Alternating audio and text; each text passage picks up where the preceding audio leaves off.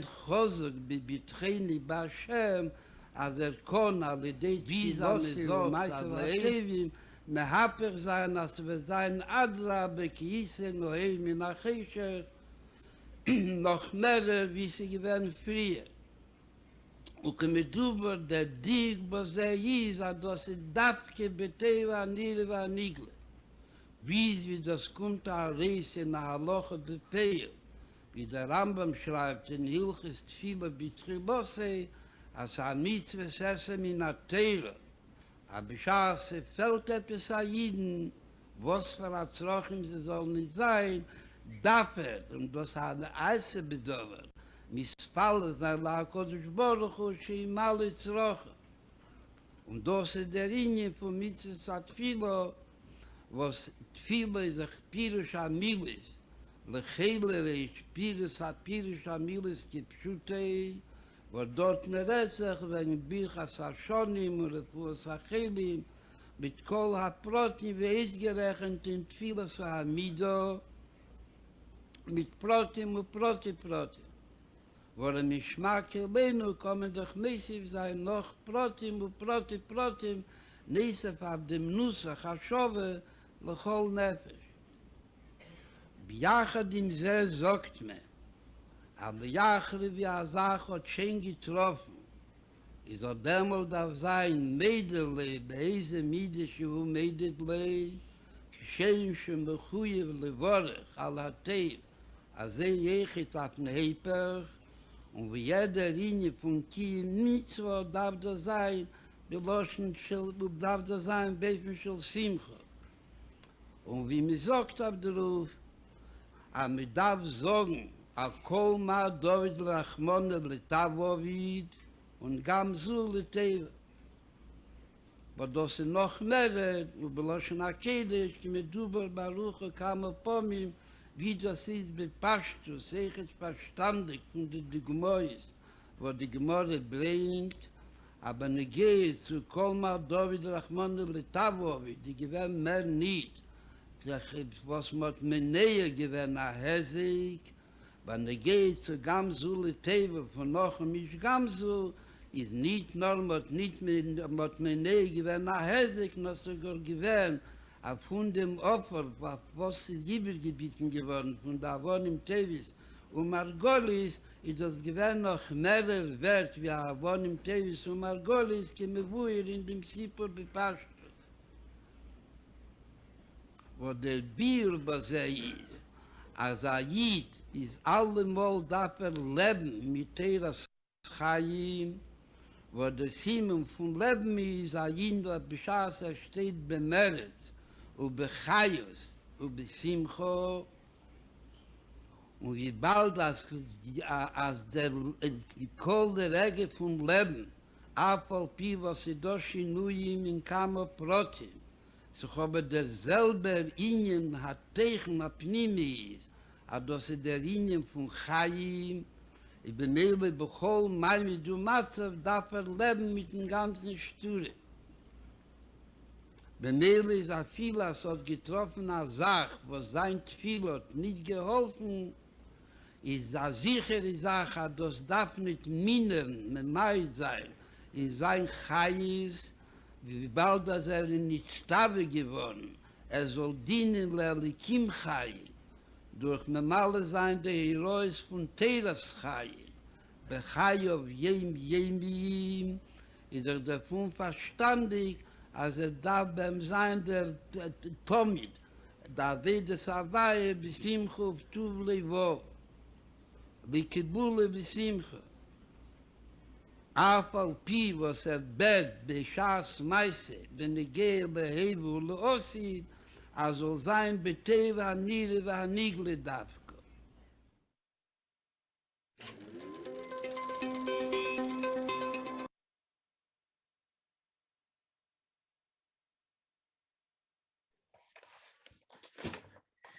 Gute Woche. Comme nous avons maintenant l'habitude, Shavuatov, de faire en sorte qu'il y ait un Melavé Malka tous les Motzei Shabbat avec des témoignages. des chassidim qui ont vécu chez le Rabbi et qui ont vu tous ces gilouim, tous ces dévoilements.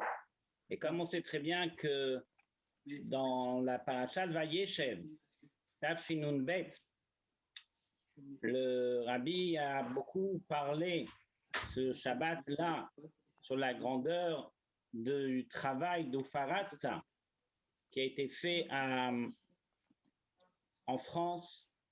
Et comme le Rebbe rapporte là-bas dans la Tzricha, le Rebbe il dit que les Rebbeim, depuis le Rebbe Rachab, ils ont commencé à amener déjà ce travail de pouvoir faire la Mapecha, et jusqu'à tel point que le Biur et le Zirchour, comment ils ont élevé le pays, il a été avec beaucoup de Hirat Shamaim et de Hidour. Alors on voit combien le Rebbe il a amené tout cela Bepoel Mamash avec le Nigun de Aderet Vaimuna, avec le chant de la Marseillaise qui a été transformé, avec, comme le Rebbe dit, combien on voit la tzlacha dans la Patsatamaya Notachutsa, combien on voit la réussite dans la diffusion de la chassidoute et des chassidim en France. Alors, Baruch Hashem, nous avons ce soir Rav Yosef Mergi qui a eu la chance et le privilège d'avoir ces moments privilégiés avec le Rabbi. Et Rav Yosef, nous sommes là pour vous écouter ce soir. Shavua Tov à tous. Je voudrais que si vous ne m'entendez pas, vous me le dites, ou vous m'entendez mal, que je puisse arranger. Alors d'abord, je voudrais féliciter d'abord Ezer Cohen, vraiment pour avoir créé cette émission et ce Melad Malka. Vraiment, moi-même, j'ai profité lorsque j'ai entendu il y a 2 semaines son père, Gary Cohen, et Mendel Lubeki, qui ont raconté leur mémoire, comme on dit.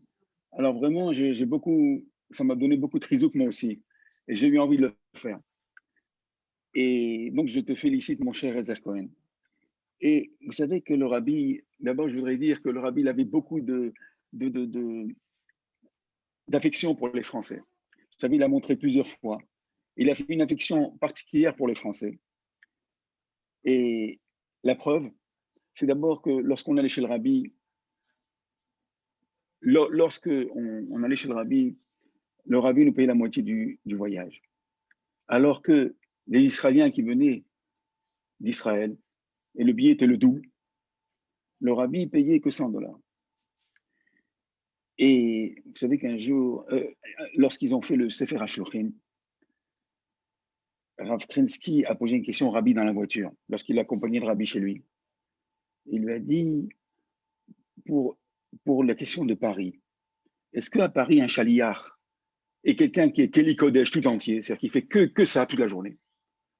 Mais par exemple, quelqu'un comme mon frère Binyamin, par exemple, qui est professeur de mathématiques, ou Gary Cohen, qui est Shalom Cohen, qui est aussi dans la recherche, mais qui font beaucoup de choses, est-ce qu'ils sont comptés comme des shluchim? Le Rabbi l'a dit, à Paris, tout le monde est chaliar. Et ça, ce n'est pas une flatterie, mes chers amis, mais c'est un engagement. C'est mechayev, comme on dit. Et Rav Moulé nous a appris qu'il faut toujours rester, qu'il faut prendre conscience que le Rabbi nous demande et que nous avons une certaine mission à remplir et ne pas rester les bras croisés et d'être actifs.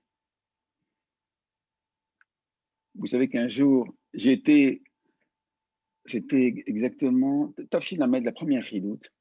J'ai vu Rav Moulé qui est rentré, il est rentré en Yechidout avec Madame Azimov et avec Mandy qui avait 6 mois, 6 ou 7 mois, je ne me rappelle pas très bien. Et moi, j'étais à l'extérieur.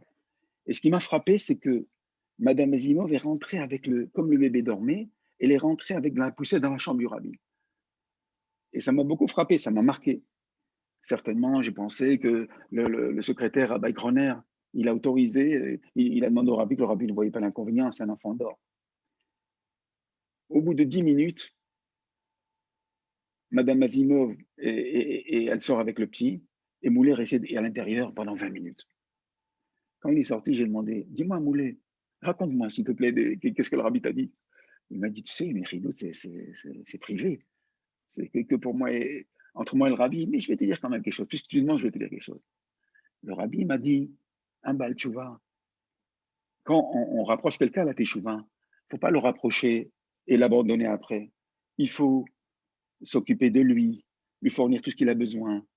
Si c'est un jeune, un étudiant, il faut lui suivre dans les études, il faut le marier, lui trouver du travail, et même lorsqu'il aura des enfants, s'occuper du chinour de ses enfants. Et toute la vie, il faut s'occuper de lui. Il ne faut pas laisser comme un navire, un bateau qui part à la dérive et qui peut se perdre, Dieu préserve. Et ça, c'est un enseignement pour nous, mes chers amis, que nous aussi, lorsqu'on approche des gens, nous aussi, Rav Moulouz m'a appris qu'il faut toujours s'occuper tout le temps de nos amis qu'on rapproche et d'avoir un contact avec eux. Maintenant, je vais parler un petit peu de ma vie privée, bien sûr. Alors, moi, je suis né en 1950 à Meknes, au Maroc. Et mon père a décidé de quitter Meknes en 56, le jour de l'indépendance. Pourquoi? Quelle ta raison? Parce qu'il travaillait avec les Français. Il était bien, il gagnait beaucoup d'argent. Et les Français lui ont dit, écoute, nous on part. Écoute, tu as toujours travaillé avec nous, tu es un homme honnête, viens travailler avec nous en France. Vous ne voyez pas que le père de ma mère, mon grand-père maternel, il dit à ma mère, écoute, viens ici, mets ta main sur la mezouza, jure que tu mettras les enfants à l'école juive. Ma mère, elle a juré. Et effectivement, en septembre, nous sommes venus, nous avons quitté le Maroc en juin 56, septembre 56, on était inscrits à l'école Saint-Vierge. Et grâce à Dieu, c'est ce qui nous a peut-être sauvés. Et je voudrais parler d'abord de Meknes. D'abord, je voudrais parler de Rabbi Lipsker. Rav Michael Lipsker, c'était le premier chaliard du Rabbi. Vous savez qu'il est venu en 1950 au Maroc. C'est vraiment le premier chaliard désigné par Rabbi. Le premier homme, quand il est rentré dans la vie de Meknes, c'était mon oncle. Et il lui a dit, il lui parle en hébreu, il lui dit, est-ce que vous pouvez m'accompagner chez Raphaël Toledano, Baruch Toledano, pardon. Et il l'a accompagné. Et comme je vous disais, il a fini le Shiva, il a repris les Shiva de Rabbi Baruch Toledano à Meknes. Et c'est un homme très courageux. Et mon père, il m'a dit, vers la fin de sa vie, je repose son âme, mon père m'a dit qu'il avait beaucoup aidé Rav Michael Lipsker. Et mon père, il avait une voiture à Meknes. Vous savez, je vous fais rire, mais vous savez, dans les premières années du Rabbi, le Rabbi avait une Plymouth, une voiture américaine, blanche. Je ne sais pas si vous voyez dans les photos. Mon père, il avait la même voiture. Et Rav Michael lui dit, est-ce que tu peux me prêter la voiture? Je voudrais aller dans les villes voisinantes et ramener des enfants juifs, des enfants, dans ma yeshiva, pour les mettre dans notre internat. Et mon père, bien sûr, il disait à son chauffeur, écoute, va chez Rav Michael Lipsker. Et c'est sûr que c'est ce srout qui nous a protégés, qui nous a rendus Chabadni. Parce que vraiment, c'était un srout énorme que mon père il avait. Et j'ai même retrouvé dans les papiers de mon père une invitation de Yutet Kislev en 1952, écrite en hébreu, adressée de Rabbi Michael Lipsker à mon père, et l'invitant à fêter Yutet Kislev à la yeshiva de Chabad qui était à Meknes. Et en plus, lorsque je suis venu en France, il y avait un phénomène bizarre, c'est qu'il y avait toujours un Tehillat Hashem chez nous à la maison. Vous voyez. Certainement, Rabbi Michael Lipsker lui avait offert un Tehillat Hashem. Il faisait partie des livres de prière de la maison. Mais je ne savais pas que c'était un livre Lubavitch. C'est seulement après, quand je me suis rapproché et que j'ai vu que c'était un vieux livre, alors on m'a dit que Rabbi Michael Lipsker l'avait offert à mon père. Et vous savez, pour dire du mérite de Rabbi Michael Lipsker, c'est un homme courageux, c'est un homme entreprenant. Il a vraiment tout changé à la vie de Meknes. À un tel point, il n'y a pas, vous savez, il n'y a pas une seule famille de Meknes où il n'y a pas un ou deux enfants qui sont venus à Chabad. Toutes les familles de Meknes, grâce à Dieu, ont été touchées.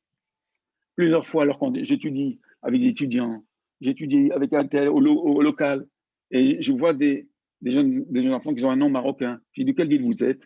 Il dit, originaire de Meknes. Ça me fait beaucoup plaisir de voir qu'il y a beaucoup d'enfants qui sont revenus grâce à Dieu. Donc, on voit que tout le travail d'un chaliar n'est pas pour rien. Lui, il a semé et nous récoltons. Donc, mon père, en 56, il décide de quitter Meknes. Et donc, en septembre 56, on est à Lucien du Hirsch. Bon, c'était très dur, Lucien du Hirsch. Pourquoi? Je vais vous expliquer pourquoi. C'était 11 ans après la guerre. La guerre s'est terminée en 45, on était en 56, 11 ans après la guerre. Il y a eu beaucoup d'orphelins qui avaient perdu leurs parents, dont les parents étaient déportés, malheureusement. Et monsieur et madame Picard, que Dieu repose leur âme, ils sont dévoués pour ces enfants-là. Et ils les ont remis dans une vie normale. Ils sont occupés d'eux, ils les ont mariés. J'ai des enfants qui étaient orphelins, qui n'avaient ni père ni mère. Et ça, je voudrais leur rendre hommage ce soir. J'ai fait toute donc, ma scolarité à Lucien du Hirsch. Après, je suis passé à Yavne. Et vous savez, on avait beaucoup de raisons de Dieu préserve de s'assimiler. Mais l'Ashgacha Eliona n'a pas voulu. Dieu n'a pas voulu qu'on s'assimile. Certainement, on avait des srotavot, bien sûr, c'est sûr. Lorsque j'entends que mes grands-parents, ils étaient tel bien, tel mitzvot du côté de mon père, du côté de ma mère, etc. Et certainement que ça nous a protégés. Alors, je suis passé à Yavne. Et en 62, nous avons déménagé. Alors, au début, on est petit, bien sûr, quand on est arrivé, on habitait le 16e. Et après, on a habité Porte de Clignancourt. Et c'est là où j'ai connu Max Lubecki, Mendel Lubecki. Et on avait des relations avec lui, bien sûr. Et après, en 62, on a déménagé. On a déménagé à Antony. Et moi, j'étais à Yavne. Or, pour prier le matin, pourquoi je raconte tout ça? Pour vous expliquer ma venue à Chabad progressive. Et l'Ashgacha, on a voulu que, lorsque j'étais à Yavne, je prie tous les matins, bien sûr. D'abord, j'ai fait. Alors, d'abord, excusez-moi, j'ai fait ma bar mitzvah en début 64, janvier 64, à la synagogue de Buffo. Vous voyez pas que le rabbin de Buffo, il voit que j'étais quand même un garçon, que je savais lire l'hébreu, que je fréquentais l'école juive. Il me dit comme ça, dis-moi, tu vas me jurer de mettre les filles tous les jours. Je lui dis oui, bon, je vous jure que je le ferai, je vous promets que je le ferai. Effectivement, je mettais tous les jours les filles. Je priais peut-être une prière rapide, mais je mettais les filles. Même en disant Shema Israël. Et donc, 5e, 4e, 3e, en seconde, je voulais prier à Camignan. Et Yavne, vous savez, à l'époque, était rue Claude Bernard, juste à côté du séminaire rue Vauquelin. Et une fois, je suis rentré au séminaire rue Vauquelin, je suis avec Camignan juste avant, vers 7h30 du matin. Et après, je priais avec eux et je rentrais à Yavne. Et je venais d'Antony. Et il y avait le grand rabbin Chili, qui était directeur du séminaire, qui aussi était un très grand homme. Et je parlerai de lui tout à l'heure. Le rabbin Chili, il voit que c'est très sérieux, que je vais tous les jours à l'heure. Et au séminaire, il y avait les rabbins qui habitaient en haut, au 2e étage. Il leur a dit une fois, vous n'avez pas honte. Regardez ce jeune homme, il vient d'Antony, tous les matins il est à l'heure. Il a 7h25, il est en train de se préparer à la tefila. Et vous habitez en haut, vous ne descendez pas à l'heure. Et un jour, j'ai eu l'idée de demander, je ne sais même pas pourquoi, au grand rabbin Chili, je lui ai dit, écoutez, monsieur le rabbin, ça ne vous embêterait pas que je sois interne au séminaire? C'est plus facile pour moi, parce que je viens de loin. Et je continuerai, je continuerai à aller à Yavne jusqu'au bac. Lui me dit, c'est une excellente idée. Et dans son idée, il voulait que je sois rabbin du consistoire, et que je sois rabbin. Et donc, il a accepté. Il m'a fait un prix très, très modique, vraiment le minimum. Mais il a vu que j'étais très sérieux. Et donc, je suis resté au séminaire. Donc, j'étais pensionnaire au séminaire. Bien sûr, j'allais voir mes parents, le Shabbat, etc. Et donc, dans le processus, je devais être rabbin après le bac. Donc, il m'a même demandé de suivre des shiurim et tout. En 67, vous voyez pas qu'il y avait la guerre de 6 jours. Et bien sûr, après la guerre de 6 jours, on sait que le rabbi, il a fait la campagne de Tfilin. Et il y a un barreau de Brunois qui s'appelait Moshe Rer, qui est l'iftar, le pauvre. Il était à Brunois. Et il est venu mettre les Tfilin. Alors, il y a beaucoup de mariages au séminaire, comme toutes les synagogues consistoriales. Et alors lui, il venait depuis 2 heures. Il restait jusqu'à 7 heures. On était resté jusqu'à 7 heures du soir. À l'époque, il n'y avait pas encore la nouvelle heure. Et jusqu'à 7 heures du soir. Et un jour, il m'a demandé, il m'a vu, il m'a parlé un petit peu. Il m'a dit, tu ne veux pas étudier un peu avec moi? Il me dit, qui tu es? J'ai dit, mon nom. Il me dit, tu veux pas un peu étudier avec moi? Et moi, je cherchais quelqu'un parce que à Yavne, on faisait un peu de Guémara. Je lui ai dit, oui, ça m'intéresse de faire un peu de Guémara. Et on a commencé à étudier. Il a fait vraiment mes Serut Nefesh avec moi. Il étudiait, il restait qu'à 10 heures du soir avec moi. Et après, il rentrait vers moi, le pauvre, en train, ce qui n'était pas facile à l'époque. Vous ne voyez pas qu'un jour, il amène un petit Tania que sans la première page. Il me dit, tu veux pas un peu étudier avec moi un peu? Je lui dis, bien sûr, ça m'intéresse. Et il a commencé à étudier le Tania. Et il m'a fait connaître. Pendant une année, j'ai étudié avec lui le Tania. Il m'a offert un Tania. Il m'a offert tout le Shulchan Aruch Admon Hazaken, ce qui était beaucoup d'argent à l'époque, et surtout pour lui. Vraiment, il s'est donné à fond pour moi, et j'en suis très reconnaissant. Et un jour, il m'a fait connaître Moulet. Mais avant cela, il m'a dit, écoute, qu'est-ce qu'on va faire? C'était en 68.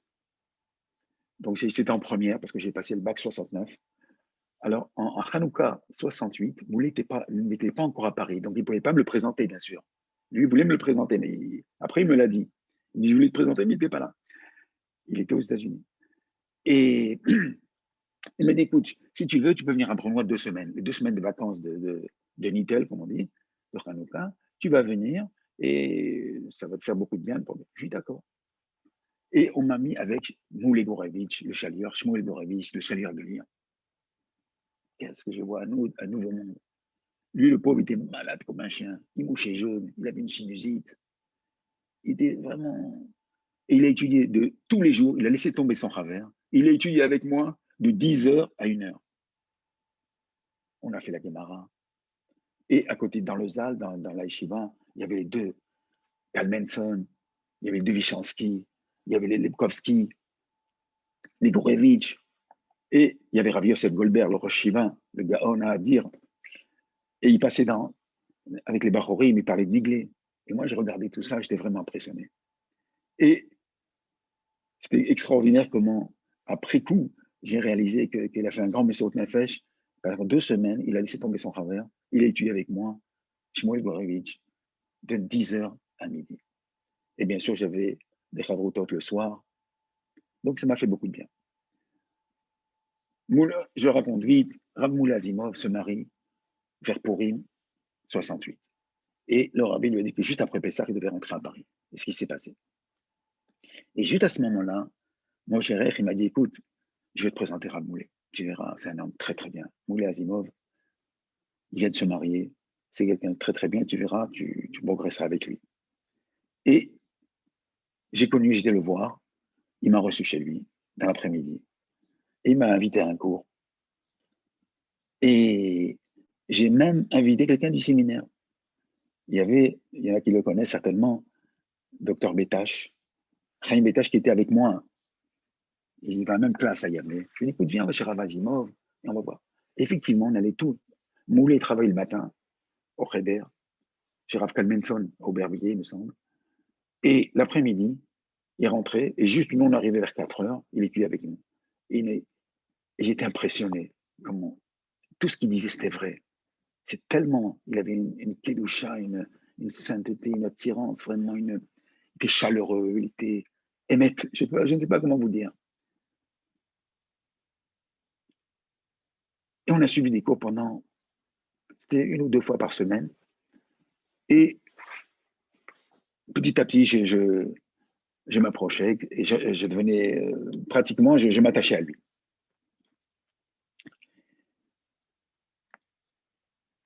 Après, oui, alors, n'oubliez pas qu'en mai 68, il y avait la révolution, la grande révolution. Et bien sûr, là, on pouvait même pas prendre le métro, ni les bus, il n'y avait rien. Les étudiants, ils avaient enlevé tous les pavés de Paris, toutes les rues étaient impraticables. Moi, je me rappelle, je voyais même la rue Vauquelin, elle était pleine de pavés, elle était complètement dépavée, toutes les rues étaient dépavées. Et donc, c'est la grande révolution. Et bien sûr, à l'époque, je n'étais pas encore un grand sadique, bien sûr. Je participais. Et la Sorbonne, bien sûr, elle a été prise. Et moi, j'étais voir la Sorbonne, prise d'assaut par les étudiants. C'était vraiment la grande, grande révolution. Je me rappelle qu'à la Sorbonne, il y avait un piano là-bas. Et les gens jouaient du piano. Et moi aussi, j'ai joué du piano, moi aussi. Mais grâce à Dieu, bon, Hachem, j'ai fait des progrès depuis le temps. Et d'où je savais faire du piano, je vais vous dire la raison. C'est parce que au séminaire, les élèves rabbins, ils avaient des cours pour apprendre à parler, pour apprendre à faire du piano. Par exemple, il y avait les chazanim qui apprenaient à être chazan, ils apprenaient le solfège. Donc tout le monde apprenait le solfège, on apprenait le piano. Et on avait un monsieur Benny qui était un très bon juif, il nous apprenait le piano. Et c'est de là que j'ai appris le piano. Voilà. C'est tout le secret. Donc, je reviens à ce que je disais. La yeshiva m'a apporté beaucoup de bien. Et donc, j'ai connu Rav Moulé. Et j'étais Rav Moulé m'a dit, reste au séminaire, tu es bien, jusqu'à que tu passes ton bac. Et donc, j'ai connu à peu près vers Pessah 68, jusqu'à 69, j'ai passé mon bac. Après, je suis parti à la yeshiva, selon la volonté du Rabbi et la demande que j'ai fait au Rabbi. Vous savez que les Shabbatot, ah oui, alors là, hein, je voudrais par l'instant-là, comme il y avait beaucoup de monde dans le groupe, il y avait beaucoup de jeunes qui ont passé Shabbat à Reduc, chez Rav Pinchas Pachter. Ça fait beaucoup, beaucoup vraiment pour nous, et ça je le reconnais. Et vraiment, je profite de cette émission pour dire comment il a fait beaucoup de travail, et surtout ses parents. Et même monsieur et madame Tajidler, que Dieu leur donne une longue vie. Ils ont beaucoup participé au développement du groupe. Ils ont reçu des gens chaque Shabbat. Et moi, je passais les Shabbats souvent chez les parents de Pinchas Pachter, Rav Pinchas Pachter. Très souvent. Et on allait à Reduc. Et le grand rabbin Chini, il m'a dit, où tu étais Shabbat? Je lui ai dit, vous savez, j'étais à la Reduc. Et il m'a dit, non, tu sais, il faut passer le Shabbat ici, parce qu'il y a des cours le Shabbat, et je ne voudrais pas que tu ailles ailleurs. Alors je lui ai dit, vous savez, je suis chez monsieur et madame Pachter. Oh, il me dit, monsieur et madame Pachter, c'est des gens très, très bien. Et il me dit, je les ai mariés. Il les a mariés à Saint-Isor, parce que le grand rabbin Chili, avant d'être directeur du séminaire, il était rabbin de la rue Saint-Isor, de la chule de rue Saint-Isor. Et donc, il a très bien connu monsieur et madame Pachter. Il m'a dit, c'est des gens très, très bien. Il m'a dit, écoute, il a fermé les yeux, il m'a dit, comme s'il me laissait donner son accord pour que je passe le Shabbat chez eux. Et j'ai beaucoup passé les Shabbatot. Et je me suis beaucoup renforcé. Ils m'ont fait beaucoup de bien, bien sûr. Et je me rappelle que mes frères, et même des fois aussi, on allait manger chez Bernard Tajidler. Et que Dieu lui donne une longue vie, vraiment, il a beaucoup participé. Il recevait beaucoup de bachorim chez lui le Shabbat. Et je voudrais raconter une histoire que j'ai déjà racontée, mais enfin, peut-être que pas tout le monde la connaît. Le Shabbat, on prie à 10 heures. Or, il y avait un seul mikvé à Paris. C'était à rue Villardouin. C'était au métro Chemin Vert. Qu'est-ce que faisaient les bachorim pour aller au mikvé? Ils allaient 1 heure aller, 1 heure retour. Ils partaient à 8 heures. Ils arrivaient à 9 heures, ils se trempaient vite. Et ils retournaient, ils arrivaient à 10 heures pour la tefila. Rav Pinchas Pachter n'était pas tout à fait d'accord. Il a dit, écoutez, déjà vous étudiez pas Chassidut toute la semaine, c'est dommage le budget est très important, mais quand même, ce serait mieux d'étudier Chassidut. Vous progresserez. Alors, il y en a qui étaient pour, il y en a qui étaient contre, et toujours quelques petites frictions. Un jour, il était chez Rabbi. Il a demandé au Rabbi clairement, Rabbi, qu'est-ce que vous me conseillez? Est-ce qu'il doit aller au mikvé ou étudier Chassidut? Le Rabbi, il a dit qu'ils aillent au mikvé. Plusieurs années après, comme je vais vous raconter après, quand j'étais à l'Yeshiva de Kfar Rabat, il y avait Rav Mendel Futterfass. Et Rav Mendel Futterfass, c'est un très grand chassid. Un jour, il m'a dit, je me disais, ça perli ma oler de Paris. Il dit, raconte-moi ce qui se passe à Paris. Parce que lui, c'était l'oncle direct de Madame Azimov. C'est-à-dire que Madame Azimov, la mère Azimov, c'est sa sœur. Donc, c'était l'oncle direct. Et comme Bassi avait été malade, malheureusement, et il m'avait demandé des nouvelles. Et il me dit, Tagili Maolech de Paris, dis-moi qu'est-ce qui se passe à Paris. Alors je lui donnais bien sûr des nouvelles. En même temps, je lui racontais cette histoire. Oh, il était émerveillé de cette histoire. C'est extraordinaire. Il m'a dit, je vais te dire l'explication que le rabbi veut. Mais tu sais, quand tu iras au mikvé, tu trouveras du temps pour étudier Chassidut. Et vraiment, donc c'est une histoire extraordinaire que j'ai racontée aussi en Amérique d'enfants. Tout même MHPA était, il m'a dit, tu sais que tu m'as éclairé parce que j'avais toujours un doute. Les barouins me demandent, qu'est-ce que je dois choisir, aller au mikvé ou prier avec le minyan. Et vraiment, tu m'as donné la réponse à ma question. Donc, on a passé un bon moment. Bien sûr, on allait aussi au 44. On allait rue du Temple à l'époque. On suivait les cours à Vazimov le dimanche. Mais le Shabbat, on le passait à la rue Duc. Mais toute la semaine, on était à Vazimov. Bien sûr, on a progressé. Moi, j'avais toujours mes cours avec Rav Moulé Azimov. Et Moulé, bien sûr, on le tutoyait. Bien sûr, il était de notre âge. Et ce que je trouvais en Rav Moulé, c'était un homme extraordinaire. Un homme simple. En bon français, il ne se la jouait pas, comme on dit. Il ne se prenait pas pour quelqu'un il était très intelligent. J'ai senti qu'il était vraiment quelqu'un de tout à fait exceptionnel. Il avait une qualité, je veux dire la qualité, c'est que lorsque quelqu'un, il respectait les gens qui étaient susceptibles, il respectait la susceptibilité des gens. Même si, par exemple, quelqu'un, une fois, on parlait avec une autre personne, un jeune garçon, et moi, et Rav Moulé, et il a dit une blague qui n'était même pas intéressante. Et bien, Rav Moulé arrive pour le faire du Kiro, vous voyez. Et ça, je voudrais vous raconter une histoire du Rav Ashkenazi, le Rav de Kfar Chabad. Un jour, lui aussi, un Rav, j'ai appris ça qu'un Rav doit faire attention lorsqu'il parle à des gens, de ne pas les vexer, et de tenir compte, même s'ils posent des questions bêtes, il faut savoir répondre et être fin, quoi.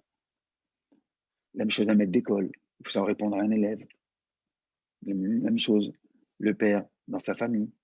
Un jour, Rav Ashkenazi, vous savez, il était Rav de Kfar Chabad. Il a fait un din Torah. Et il y avait un perdant, et il y avait un gagnant.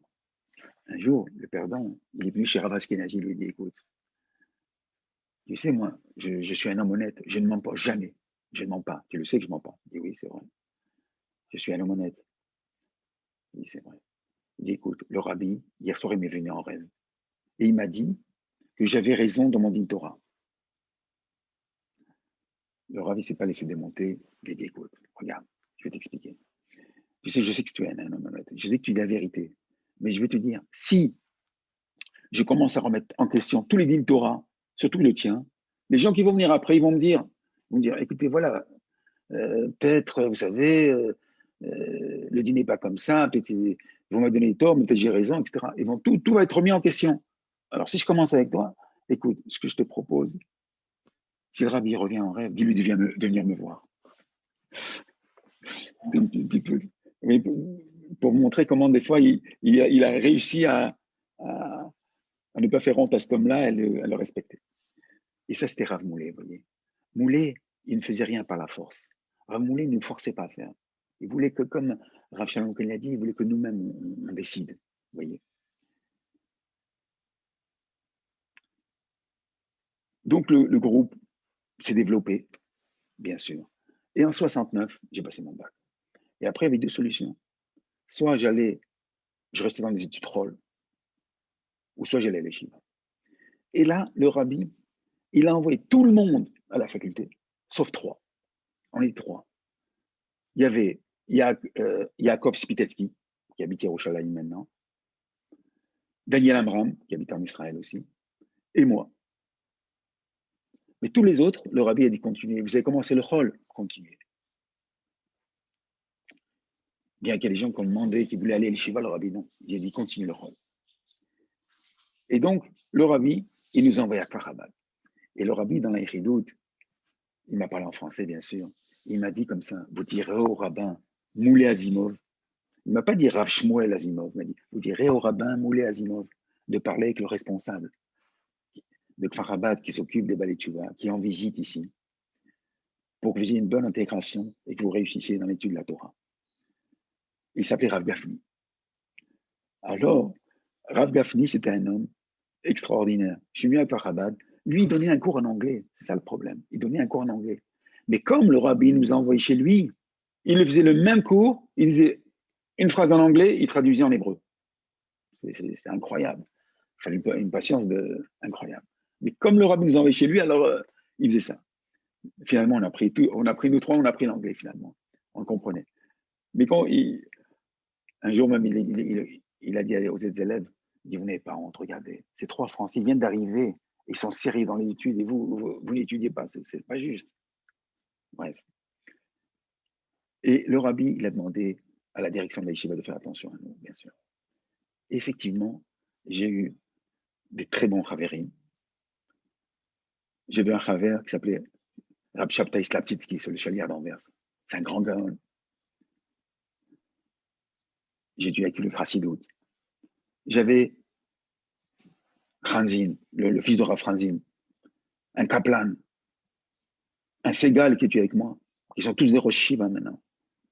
Et vraiment, ça m'a vraiment formé. Et ça m'a fait rentrer, si vous voulez, dans le processus. Je suis rentré après dans le cours d'Aïshiva, comme un élève normal. Nous avons rattrapé le retard. Et pour vous raconter, avec Rab Shabtai Slaptitsky, quand je suis arrivé chez le Rabbi, une fois que je suis venu Khatan, j'ai passé 7 mois chez le Rabbi, comme je vais vous le dire tout à l'heure. Le Rosh Yeshiva, il m'appelle, il me dit, qui était ton Chaver? D'où tu viens d'abord? Il me dit, j'étais à Kfar Chabad, 3 ans. Et il me dit, qui était ton Chaver? Je lui dis, Shabtai Slaptitsky. Il me dit, oh! Alors il voit Shabtai Slaptitsky et lui dit, dis-moi, Maïnyan Shemitah et c'est l'Arsinaï. Quel rapport toi et lui? Lui, c'était un goal, c'était vraiment. Et lui, il m'a dit non. Il lui a dit, vous voyez, ce Bachour, lui, quand j'ai dû à 7h30 du matin, 7h20, il était déjà là. Et tout ce que je lui ai appris, il le répétait. Avec lui, nous avons fait la Chassidut du Rabbi Rachad, Samer Samechehe, Tafshin Gimel du Rabbi précédent, Aïn Bet du Rabbi Rachad, Samer Vav. C'était incroyable. Baruch Hashem, donc, le Rabbi, à Kfar Chabad, il me soutenait beaucoup, il m'envoyait beaucoup de lettres. Et dans les chidot, le Rabbi m'a dit, vous m'écrivez pour me dire ce que vous faites, ce que vous étudiez. Et écrivez-moi largement. C'est pas dans ce mot-là, mais enfin, il m'a dit, écrivez-moi. Je ne sais pas, je ne me rappelle plus des termes, il m'a dit, ne soyez pas mesquin dans les mots, ne soyez pas, écrivez-moi. Effectivement, j'écris au Rabbi. Et presque chaque mois, je recevais une lettre du Rabbi. Et tous les Bachorim se mettaient autour de moi. Et pour voir que la poste elle est arrivée, elle est arrivée, il y a marqué Avrer Yosef Mergui, Yeshiva Tom Retonim Kfar Chabad. Et une fois, la Yeshiva, elle voulait faire un cours de Shrita, Mila et Sofrut. Ils ont pris le meilleur sofer d'Israël. Ils ont pris Rabbi Yaakov Yosef Raskin, c'est le père de David Raskin et de Louis Leib Raskin, ceux qui connaissent. Et lui, c'était un très grand Moël. Et ils ont pris Chaim Son, qui était sofer, et encore un shochet, un très grand shochet. Alors, le Rosh Yeshiva, il m'a dit, écoute, on cherche des Bachurim et Shamayim, et on voudrait que toi, tu fasses ça. D'abord, ça être pour la Parnassa après, et puis voilà, une opportunité avec des très bons shochatim, mais je voudrais que tu le fasses. Moi, je lui dis, je demande au Rabbi. J'écris au Rabbi. D'abord, le Rabbi m'avait envoyé une lettre d'une Bet Tammuz, une lettre clalite. Le Rabbi me renvoie la même lettre, et il me dit en bas, nota bene, im ze mafri ale limud, inyanim shel sofrut ve'v kadome, En Kedai les Kahanes, ça zéclale. Si ça gêne l'étude, l'étude, il est hors de question de rentrer dans ces choses-là. Donc le rabbi ne voulait absolument pas que je fasse ça. Et c'est la même lettre, j'ai reçu la même lettre d'une Betamouz. Donc j'ai acheté 2 fois. Quand j'ai montré ça au Rosh Yeshiva, il n'en revenait pas. Il a vu comment le rabbi nous faisait beaucoup de kirouv et nous soutenait vraiment. J'étais donc à Kfar Chabad, et à Kfar Chabad, il y avait Rav Shlomo Chaim, un très grand mashpia, qui m'a fait beaucoup de bien aussi, qui m'a beaucoup rapproché. D'abord, je voulais dire un mot d'abord. Au début du groupe, j'ai oublié, excusez-moi, bon, je suis un peu dans le désordre, je reviens en arrière.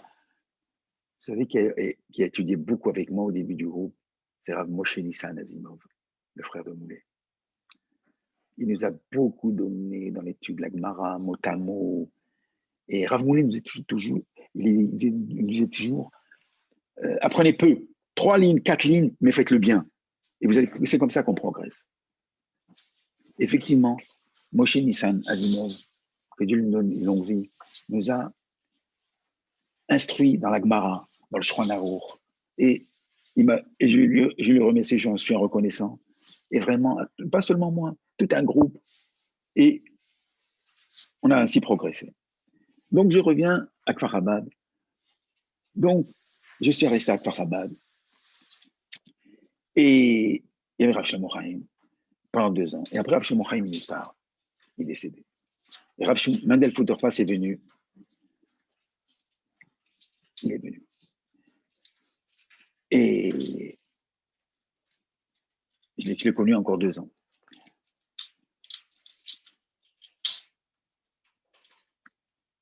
Rav Shlomo Chaim était un homme exceptionnel. C'est un grand mashpia. Et un jour, je lui ai dit, Rav Shlomo Chaim, et il me parlait simplement, c'est-à-dire qu'il il était un homme très simple et on pouvait lui parler. Je dis, pourquoi dans les études Roll, je réussissais toujours? Surtout dans les maths, j'ai toujours des 18 et des 19, etc. Pourquoi dans la maths, c'est une lutte? Il m'a dit, c'est normal. Mais Sarah, il te laisse étudier le Roll, mais la Gdoucha, il ne te laissera pas. Hein? La Torah, il ne te laissera pas étudier. Maintenant, c'est à toi de faire l'effort. Alors, je lui dis, vous avez une idée comment je peux apprendre le Tania par cœur? Il me dit, écoute, je vais te dire comment faire. Il m'a dit, comme ça, apprends 3 mots par jour. Quand tu connais 3 mots, apprends encore 3 mots. Tu connais encore, tu avances encore 3 mots. Mais n'avance pas tant que tu ne connais pas à fond toute la ligne. D'accord? Et ainsi de suite. Et tu n'avances pas et tu révises. Tant que tu ne connais pas bien, tu stagnes. Tu n'apprends que ce que tu... Quand tu connais très bien, tu avanceras. Et c'est comme ça. Il m'a dit, les 3 mots, les mots, ça va faire des lignes. Les lignes, ça va faire des pages. Les pages, ça va faire des chapitres. Et c'est effectivement ce qui s'est passé. Et c'est comme ça que j'ai appris le Tania par cœur. Une fois, j'étais malade. J'avais un pied de grippe, quoi. Et il est venu me voir dans ma chambre. Il est resté 10 minutes ou un quart d'heure, je ne me rappelle pas. Et c'était extraordinaire. Moi, j'étais tellement touché. Il est resté assis. Et il m'a parlé un petit peu.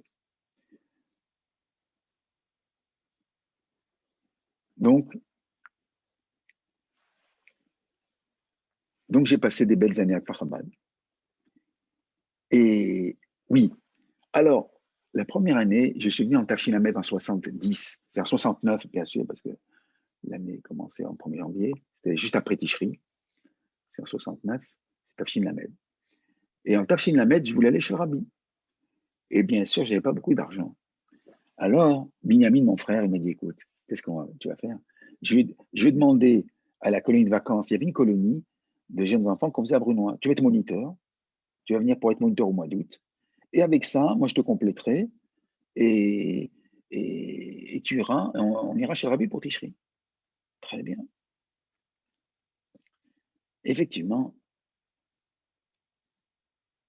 je suis venu chez le Rosh Yeshiva, il a accepté. Il m'a dit, je dis, écoutez, vous savez, voilà, j'ai un poste au mois d'août, vous voyez, est-ce que je peux aller? Vas-y, très bien.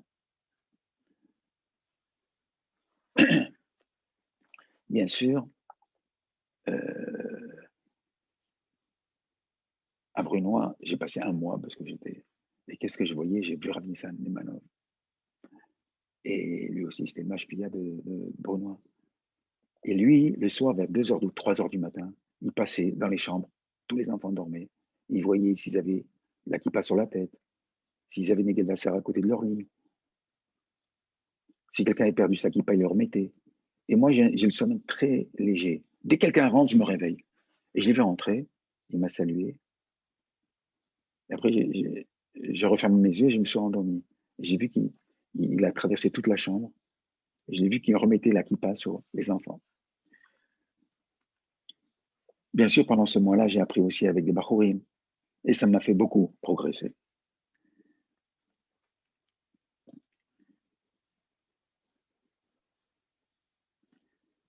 Donc, oui, en Tafshin Lamed, Aleph, dans la Chidout, le rabbi, ma mère, elle m'a dit, reviens avant Shabbat Bereshit. Shabbat Bereshit, alors, Simchat Torah était un dimanche, donc Shabbat Bereshit était une semaine après. Et ma mère, elle m'a dit, écoute, si tu vas après, tu vas retourner en Israël, on ne va pas te voir, essaie de rentrer et reste avec nous. Parce que le Seder, le Zman, si vous voulez, le temps, les Shiva ne reprenaient que Rosh Chodesh, Reshvan. Et Simchat Torah, ça se terminait le 23 Tishri, donc il y avait une semaine après. Il m'a dit, reste avec une semaine après. Et le rabbi m'a dit comme ça, il n'est pas logique de quitter le groupe. Et de quitter, de ne pas retourner avec le groupe. Je suis sûr que vous trouverez le moyen d'expliquer à votre maman que vous devez rester pour Shabbat Bereshit. Et que vous pourrez rester un seul jour ou 2 jours à Paris. Et de retourner avec tout le groupe. Et ce qui est extraordinaire, c'est que ma Kala, que je ne connaissais pas, ma future femme, elle était là-bas. Et je l'ai connue que 6 mois après. Non, pardon. Je l'ai connue un bon moment après. Je l'ai connue 2 ans après. Elle était là-bas. Et après Gimel Tammuz, un jour, Rabbi Yamin Klein, il envoie une lettre à Levi Asimov. Il lui dit, écoute, j'ai trouvé une lettre d'une femme qui s'appelle Elisheva Mesoda Bat Meziana. Qui ça peut être? Alors, qu'il y a une réponse du rabbi. Elle a écrit un tsetel au rabbi, une lettre, un petit mot, et le rabbi a répondu.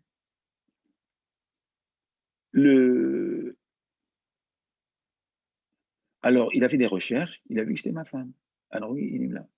Et c'était extraordinaire, c'était le même Tishri, beaucoup de gens avaient demandé, et le rabbi voulait que tout le monde reste Shabbat Bereshit. Et le rabbi, il a dit un mot exceptionnel à ma femme. Il a dit comme ça, puisque vous êtes venus avec tout le groupe, c'est honteux de fuir le groupe. Comme ça, c'est honteux de fuir le groupe. Il faut rester avec tout le monde.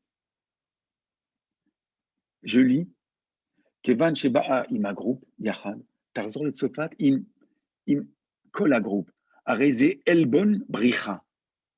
C'est honteux. C'est une Elbon, c'est comme une fuite.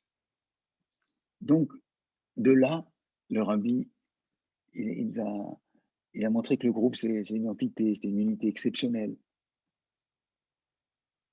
Et c'est ce que je voulais dire, que pourquoi j'ai raconté cette histoire? Parce qu'on doit tous rester unis. Fin de citation. Je continue. Donc, ça c'était la Medalev. Un petit oui. Maintenant. Oui. Alors, si vous voulez, on peut faire une petite pause. Une petite pause musicale.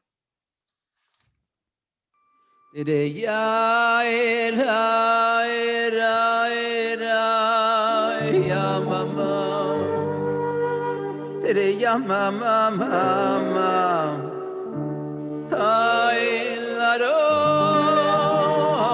ya mama ay la dam ay la da da dam ay la da da dam ay la da dam mama mama oy Nay ray la ra ram, ma ma ma ma la ram. Ay ray la ra ray ram, la ray la ram. Ma ma ma Did ya ma ma ma ma ma ma ya ma ma ma la la na la na la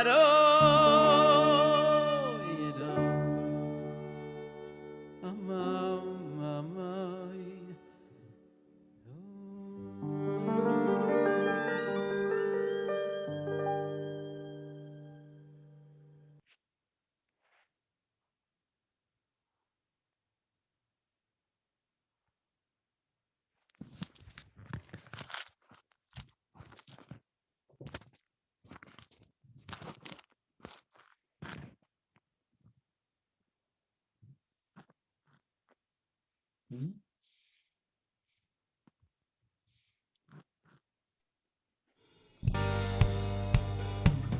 Espera ver uma campanha,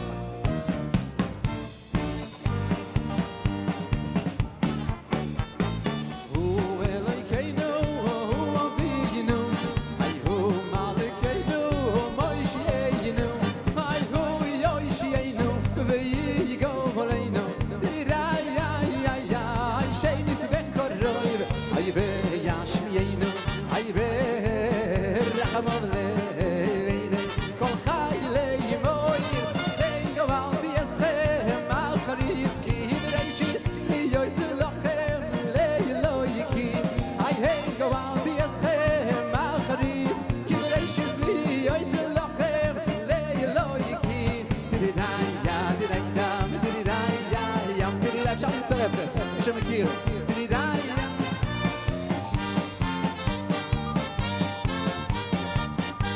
נמשיך לכמה שירים מוכרים שיהיה את עמך וברך את נחלתך יורם, מורם, מורם, מורם ונעשה, מורם ונעשה מעד העולם שיהיה את עמך, כולכם מכירים, נכון?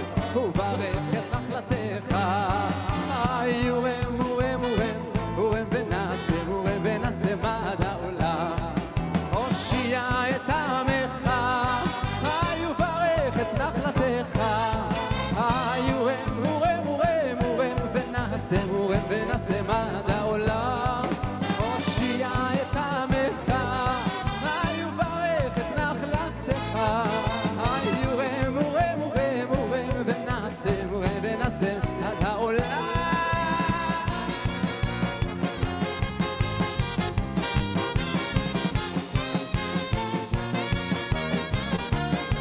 בעקבות המצב אנחנו רוצים לשיר שיר מיוחד יצור יצור וסופור דברו דובר ולא יקום יצור יצור וסופור דברו דובר ולא יקום כי אימנו אל יצור יצור וסופור דברו דובר ולא יקום כי אימנו אל יצור יצור וסופור דברו דובר ולא יקום יצור יצור וסופור דברו דובר ולא יקום כי אימנו יצור יצור וסופור דברו דובר ולא יקום כי אימנו יצור יצור וסופור דברו דובר ולא יקום יצור יצור וסופור דברו דובר ולא יקום כי אימנו יצור יצור וסופור דברו דובר ולא יקום כי אימנו ועכשיו אתם ביחד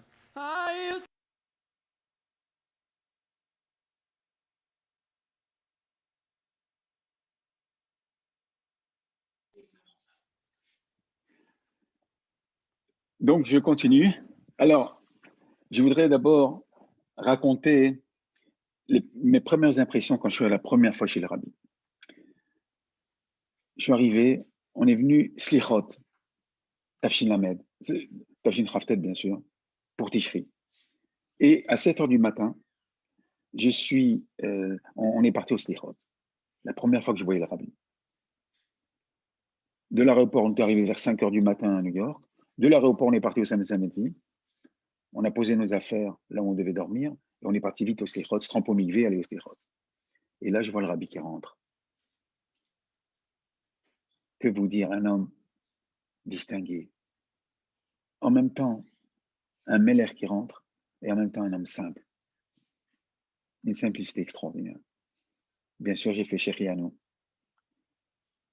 Et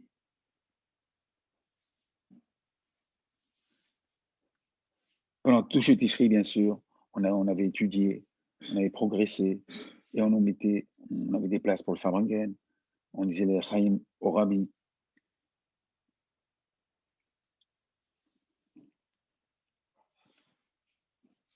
Je voudrais revenir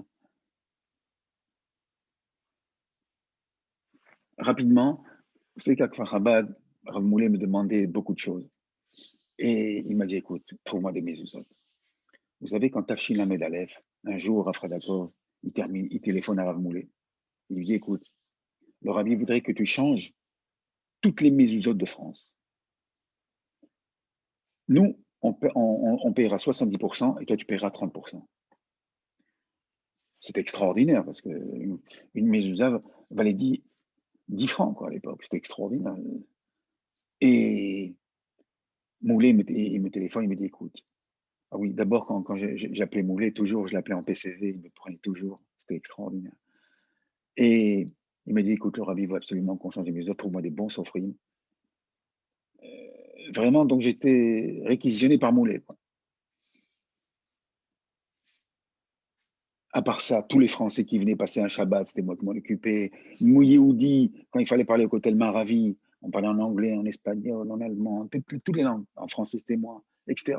Donc vraiment, quand il y avait la télévision qui venait visiter Kfar Chabad, c'était moi qui les accompagnais, si c'est une télévision française, etc.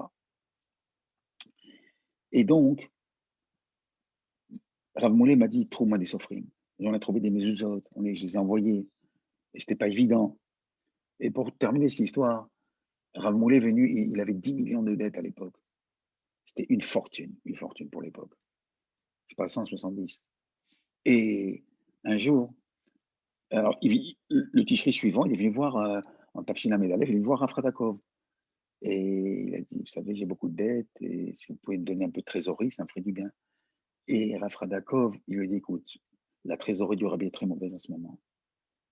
On t'a promis, on te donnera, mais pas maintenant. Alors le Rabbi Moulay, il a proposé comme ça. Il a dit, écoutez, on va faire le contraire. Moi, je prends 70% et vous 30%. Rav Fradakov lui a dit, tu es un vrai chassid. Et tout de suite, il lui a donné un chèque des 30%, ce qu'il lui devait. Ça, c'est pour vous montrer comment le Rabbi comment Rav Moulay était attaché au Rabbi, le Messirut Nefesh qu'il faisait. Bien qu'il pensait des moments très difficiles. Je reviens donc en Tafshin Lamed Gimel, je vais chez le Rabbi. Et bien sûr, je parle au Rabbi, est-ce que je dois m'intéresser à un chidour? Le Rabbi m'a dit, vous allez vous intéresser dans la localité où vous vous trouverez. Dans la localité où vous vous trouverez. Et vous demanderez à la Nala de la Yeshiva de vous aider ou à des amis de vous aider. Bien sûr, en Israël, on m'a aidé, j'ai fait une de chidour, mais c'était pas ça. Et je suis rentré pour Purim, Tafshin Lamed Gimel, à Paris. Et là, Moulay m'a présenté ma future femme, avec laquelle je me suis marié. Je me rappelle que Moulay nous avait invités pour Pessah, 4 Bachurim. Et on était très impressionnés comment, dans des moments difficiles, il nous a bien reçus.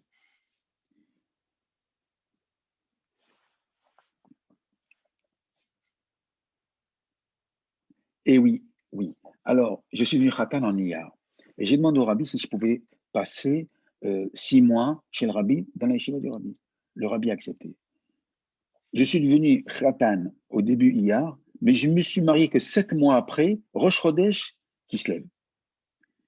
Et c'est très long, n'est-ce pas? de nos jours, je ne sais pas si le rabbi aurait accepté une chose pareille, mais pour moi, il accepte. Et donc, j'ai passé 6 mois extraordinaires chez le rabbi. Bet Tammuz, Raf Av, toutes les fêtes, pratiquement. Et en Tishri, j'ai dit au rabbi qu'on est rentré pour Khatan Kala, parce que Makala m'avait rejoint, et pour entrer en Yechidout de Khatan Kala. Le rabbi il nous a dit, on est rentré les premiers, à 8 h du soir presque. D'abord les Khatan Kala. On est rentré à 8 h du soir, et le rabbi nous a dit, vous avez fixé la date? Alors on dit, pas vraiment, ça sera en début qui se lève. Alors le rabbi nous a fixé la date. Il nous a dit, Rosh Chodesh. Alors moi j'ai dit, peut-être Rosh Chodesh qui se lève. Alors dès que ce soit un bon moment. Et le rabbi dit, Shatov Mitzlachat. Et le rabbi a tout de suite, il a accepté, il a confirmé, si vous voulez, ce mot soufflé de ma part.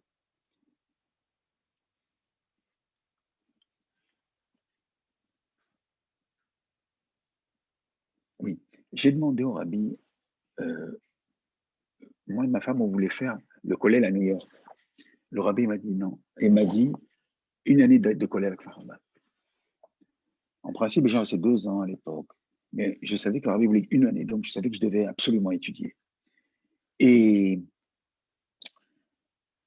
je suis parti à Farabad. Après Tishri, je suis parti à Farabad. Quand je suis arrivé à Farabad, le responsable du kollel et des Shivot s'appelait Rav Ephraim Wolf, Zichron Livracha. Il m'a dit, écoute, je ne peux pas t'accepter. Pourquoi? Je dis, il me faut une lettre du rabbi. Je dis, vous savez, moi, le rabbi m'a dit, c'est un Yechidout. Il m'a dit, non, il faut une lettre du rabbi.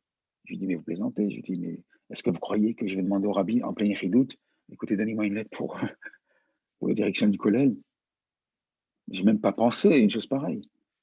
Il m'a dit, moi, il me faut une lettre. J'ai tout de suite téléphoné à Rav Binyamin Klein, le secrétaire du rabbi, qui m'a envoyé une lettre que je peux vous montrer, c'est très intéressant, express, que le rabbi, la Meounianim, et il est dit Bazen Léacher, voilà, vous l'avez sur l'écran, que le rabbi, il m'a dit de faire le kollel de Farabad. Il est mettre le kollel de Farabad. Et bien sûr, je savais que je n'avais qu'une année, je devais étudier. Et le Moulé, il m'a dit, étudie, ne t'occupe de rien. Quand j'étais au kollel de Farabad, justement, le rabbi, il m'a envoyé une lettre, et il m'a envoyé ça dans la lettre, il m'a dit, Betach Lokeach, certainement, exactement les mots, il faut que je regarde dans la lettre, il prend une part active dans les activités de Mifsaïm. Effectivement, à partir de ce moment-là, tous les mercredis, on allait, Tzach me sollicitait pour aller faire des Ref Rabat, et même ma femme venait avec moi.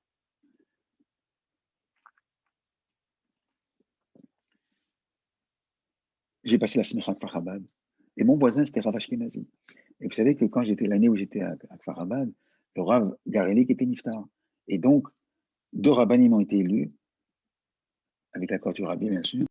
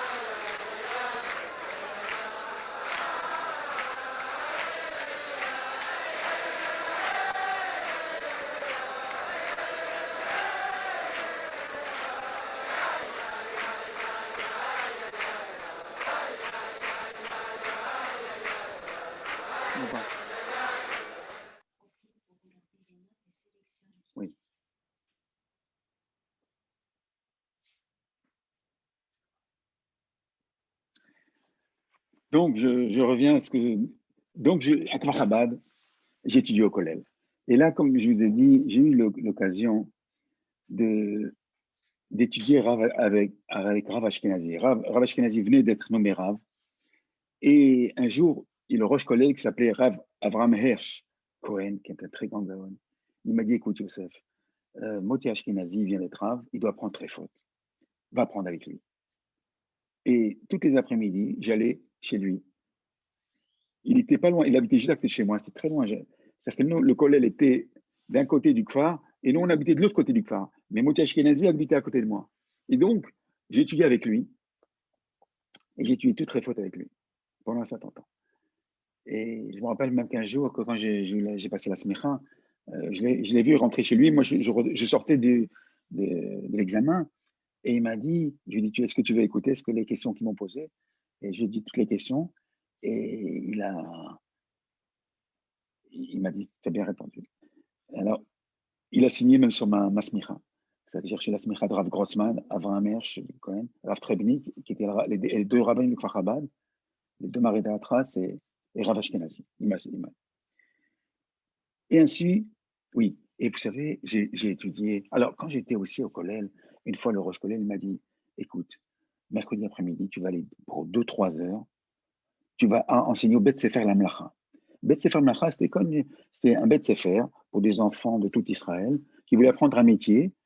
On pouvait apprendre à être menuisier, plombier, ou bien réparer les voitures, mécanicien, tout ça. Et on leur faisait beaucoup de Kodesh. Il m'a dit, écoute, tu vas faire des cours. Ça te fera un peu d'argent de poche, c'est bien. Ils ont besoin de gens, ils m'ont demandé quelqu'un. Et là-bas, j'ai connu Rav Moshe Vyshetsky. Qui était Rav Moshe Vyshetsky? C'est l'arrière-grand-père du Khatan de Rav Madi Azimov. C'est un vrai tzaddik, un tzaddik amour. Et il était comme un Delphotofas, vous voyez, c'était un très grand ami de Delphotofas. Il donnait au Bet Sefer Lamlacha tous les élèves de là-bas, quand ils ont quitté, il dit une seule chose, on se rappelle, c'est du visage rayonnant de sainteté de Rav Moshe Vyshetsky. Une fois, je me rappelle qu'il y avait un élève de ma classe qui se conduisait très mal, et même il s'est moqué de la religion. Et Rav Moshe était là, Rav Moshe Vyshetsky était là. Il a commencé à pleurer. Il a dit, non, Rabbi, Rav, arrêtez, je fais tchouva, je regrette, pardonnez-moi, excusez-moi. Rien que le fait de pleurer, déjà, J'ai lu son livre dernièrement, dommage qu'ils ne m'ont pas demandé, j'aurais dit beaucoup de bonnes choses. Donc après, Tafshin Pesach Lamedhe, je suis retourné à Paris. Et je vais raconter rapidement, Rav Moulé voulait que, c'est une histoire que j'ai racontée, voulait que j'aille Chaliach à Marseille. N'oubliez pas que Rav Yosef Yitzhak Lepkowski, il est venu en 76. Mais en 75, Rav Moulé voulait que j'aille à Marseille. Moi, je lui ai dit, on va demander au Rabbi. Et on n'a pas reçu de réponse. Il y avait le père de Rav Moulé, Rav Hillel Azimov, qui était très grand chassid. Et on pourrait beaucoup en parler. Lui, il est parti chez le Rabbi en Shavuot, 75. Je lui dis, écoute, demande au Rabbi, je t'en supplie. Il demande au Rabbi, le Rabbi dit, j'ai dit de demander à trois personnes, 3 amis. J'ai demandé à Moulé, et j'ai demandé à Rabbi Yoel Edelman, Zichron Levacha, et j'ai demandé à Zavel Edelkop, Zichron Levacha, parce qu'ils étaient à côté de moi, 17. Bon, c'est des chassidim qui sont quand même... on s'est assis, je ne leur ai pas parlé dans la rue comme ça, on s'est assis, on a parlé une demi-heure, 3/4 d'heure, 1 heure, on a parlé. Et ils me disent, d'après ce que tu nous dis, c'est mieux que tu restes à Paris. Rav Moulé, il me dit, non, écoute, fallait pas les prendre comme tu demandes à n'importe qui, ils ne sont pas spécialistes de ça, j'aurais pas voulu que tu demandes à eux. Et vraiment, je t'ai perdu. Donc, c'est passé un certain temps. Pour une Tafshin Amedva, je suis parti chez Rabbi. Et j'ai écrit une lettre au Rabbi, clairement. Je lui dis, Rabbi, j'ai quelqu'un de mes amis qui dit que je dors à Paris et que je devrais partir dans une ville de France, ou bien dans une banlieue pour être chaliar. Maintenant, je demande au Rabbi de m'éclairer parce que vraiment, je suis perdu. Le Rabbi prend les lunettes noires comme ça, les lunettes noires, il regarde, et il fait un trait pour bien montrer. Et d'abord, il voulait savoir quelle langue je parle avec lui. Il Yiddish? Moi, je dis non. English? Ivrit? Alors français? Le rabbi dit, alors français? Il dit, vous savez, pour un dirigeant du groupe, c'est pas bien de ne pas savoir le Yiddish. Après, il me dit, pour celui, il me répète exactement le langage que j'ai, pour bien montrer qu'il a bien compris ma question. Il m'a dit, pour celui de vos amis qui vous dit que vous devez quitter Paris et que vous devez aller dans une ville, en province, ou dans une banlieue tout au moins, il n'a pas raison. Votre place est à Paris. Vous aurez de la tzlacha. Il faudra faire afasagaya doutamayanot. Vous aurez de la tzlacha et même votre maison vous apportera de la tzlacha. Effectivement, j'ai toujours habité au centre de Paris. J'ai habité Bastille et après j'ai cherché des maisons à droite, à gauche, jusqu'à ce que j'ai habité dans le premier arrondissement. Donc, le rabbi, on m'a dit, j'ai demandé, Rav Beninov, tu es sur place, il m'a dit, toi, à ta place, et je suis ma chère Titkeno à Paris. Et je sais qu'une fois, quand j'étais à Versailles, j'ai fait Talmud Torah pendant 40 ans à Versailles, une fois, il y a un moment où il n'y avait pas de rabbin, il voulait que je sois rabbin de Versailles, mais je me suis rappelé que le rabbi ne voulait pas. Que le rabbi m'a dit, non, votre place est à Paris, même pas dans une banlieue.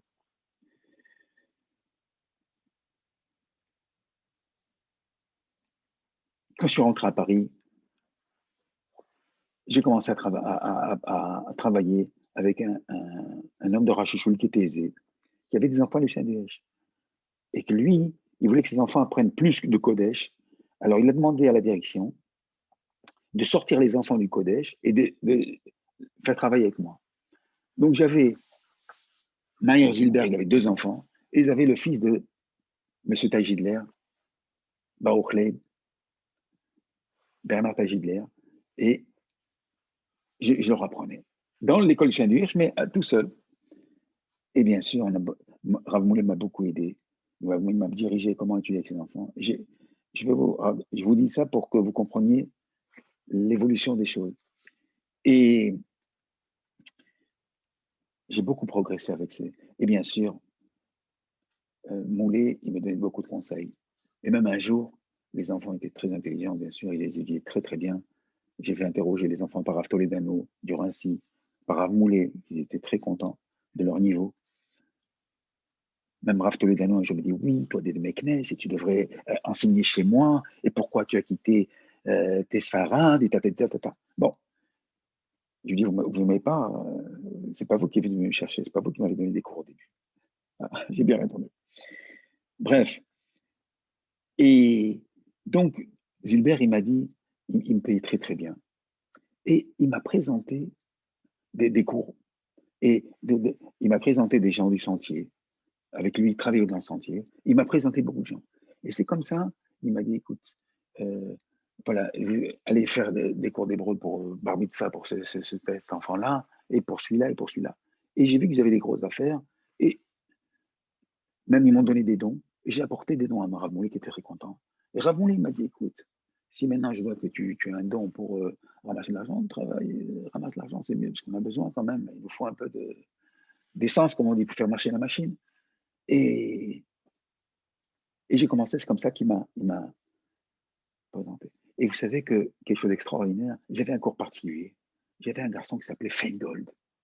Feingold, fils de Abba David Feingold, qui était le Rav Feingold. C'était le genre du Ragachover.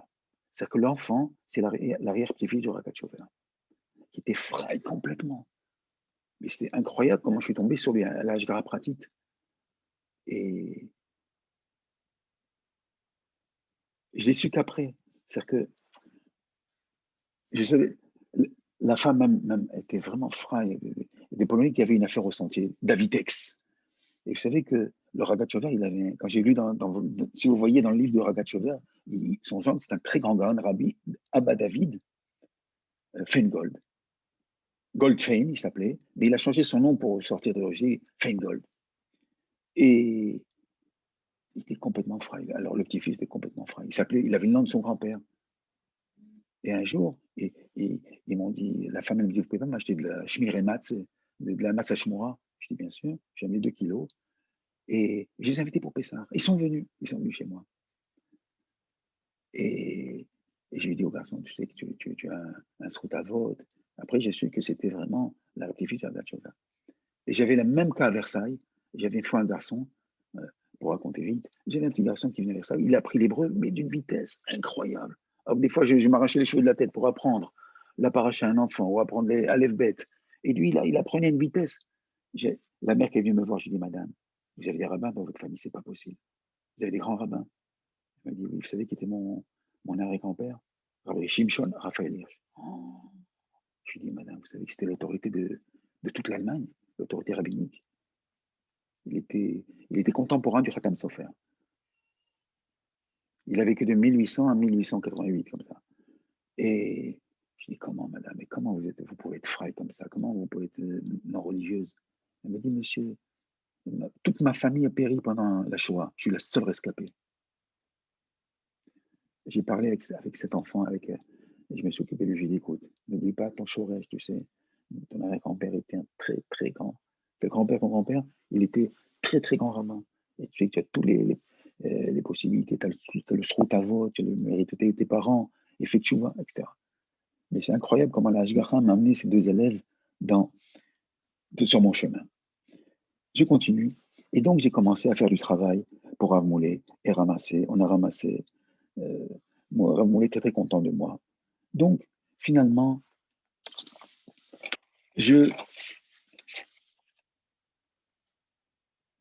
j'enseignais le matin avec les enfants Gilbert, de 8h à 10h. Après, j'étais libre. Donc, je faisais mes cours particuliers et l'argent, j'essayais de ramasser l'argent dans le sentier.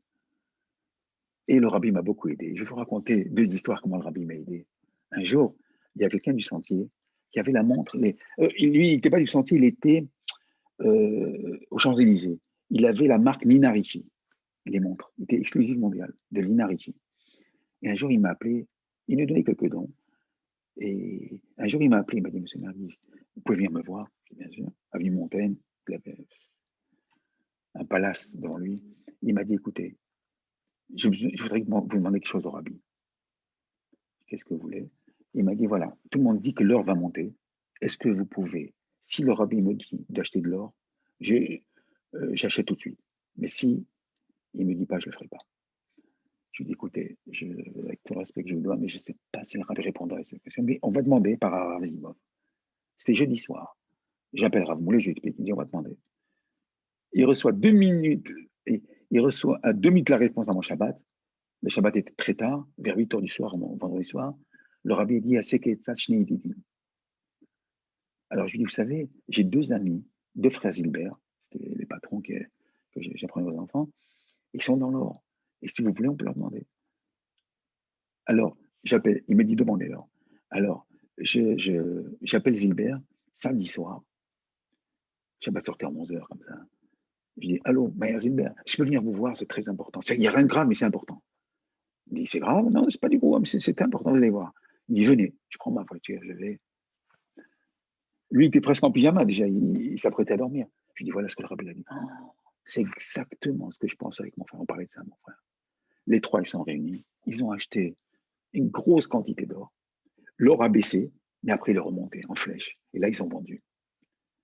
Ils ont donné une très, très, très belle somme à Moulay. Vous voyez comment le rabbi nous a aidés. Il y avait un autre cas aussi. Il y avait quelqu'un du sentier. Il réussit, il travaille avec Gilbert.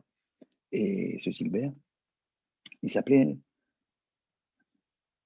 je ne vais pas dire son nom parce que, lui, ils avaient un compte en Suisse. Ils avaient un directeur de banque qui leur faisait leurs transactions. Acheter l'or, n'acheter pas, revendait le dollar, reacheter, revendait.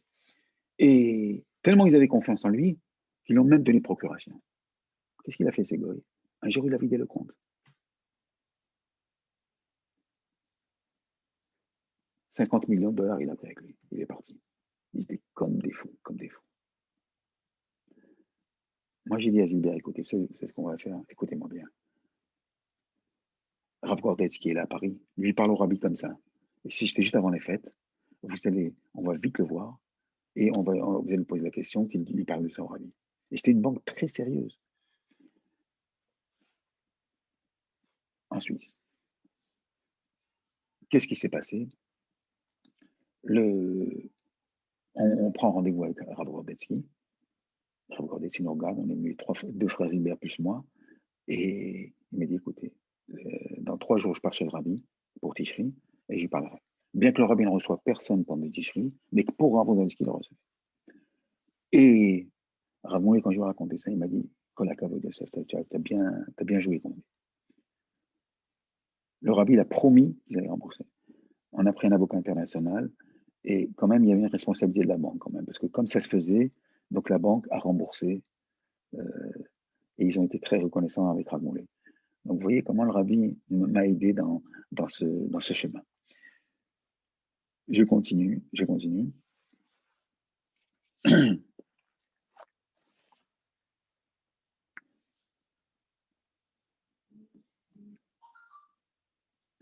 Et, vous savez, un jour, j'étais à Farhabat de passage, un jour, on m'a dit, j'étais dans la Farmagan assis, on m'a dit, mais quelle est la réussite de Rav Moulet? Comment Rav Moulet, il a réussi à faire tellement de Balchouva? Quel est le secret de sa réussite? Je lui ai dit, vous savez, Rav Moulet, il nous a appris une seule chose, aller chez le rabbi. Et déjà, le rabbi, il fait la suite. Baruch Hashem, moi tout seul, j'étais 18 Tishri chez le rabbi, Bléinara, Baruch Hashem, avec toute ma famille. C'est-à-dire les enfants, ils ont connu Tishri toutes les années presque. J'allais, quand on ne pouvait pas aller parce que ma femme devait accoucher, mais sinon, toutes les Tishri, pratiquement, on allait chez le rabbi. Et vraiment, vous savez que même en Même Dalet, je vais raconter une histoire. En Même Dalet, c'est la dernière année où le rabbi a arrêté de faire les chidoutes, qu'il y a trop de monde. Et donc, on est rentré 80 Français, 80 personnes dans la chambre du rabbi. Et après 80, après une autre 80. Et Rav Groner, il m'a dit, écoute, comme il voit que j'étais un peu responsable, il m'a dit, écoute, dis à tout le monde de se mettre bien, les petits devant, les moyens au milieu et les grands derrière, que tout le monde puisse voir le rabbi et écouter la sira correctement. D'accord. Et moi, j'étais juste devant le rabbi, juste à côté de sa chaise.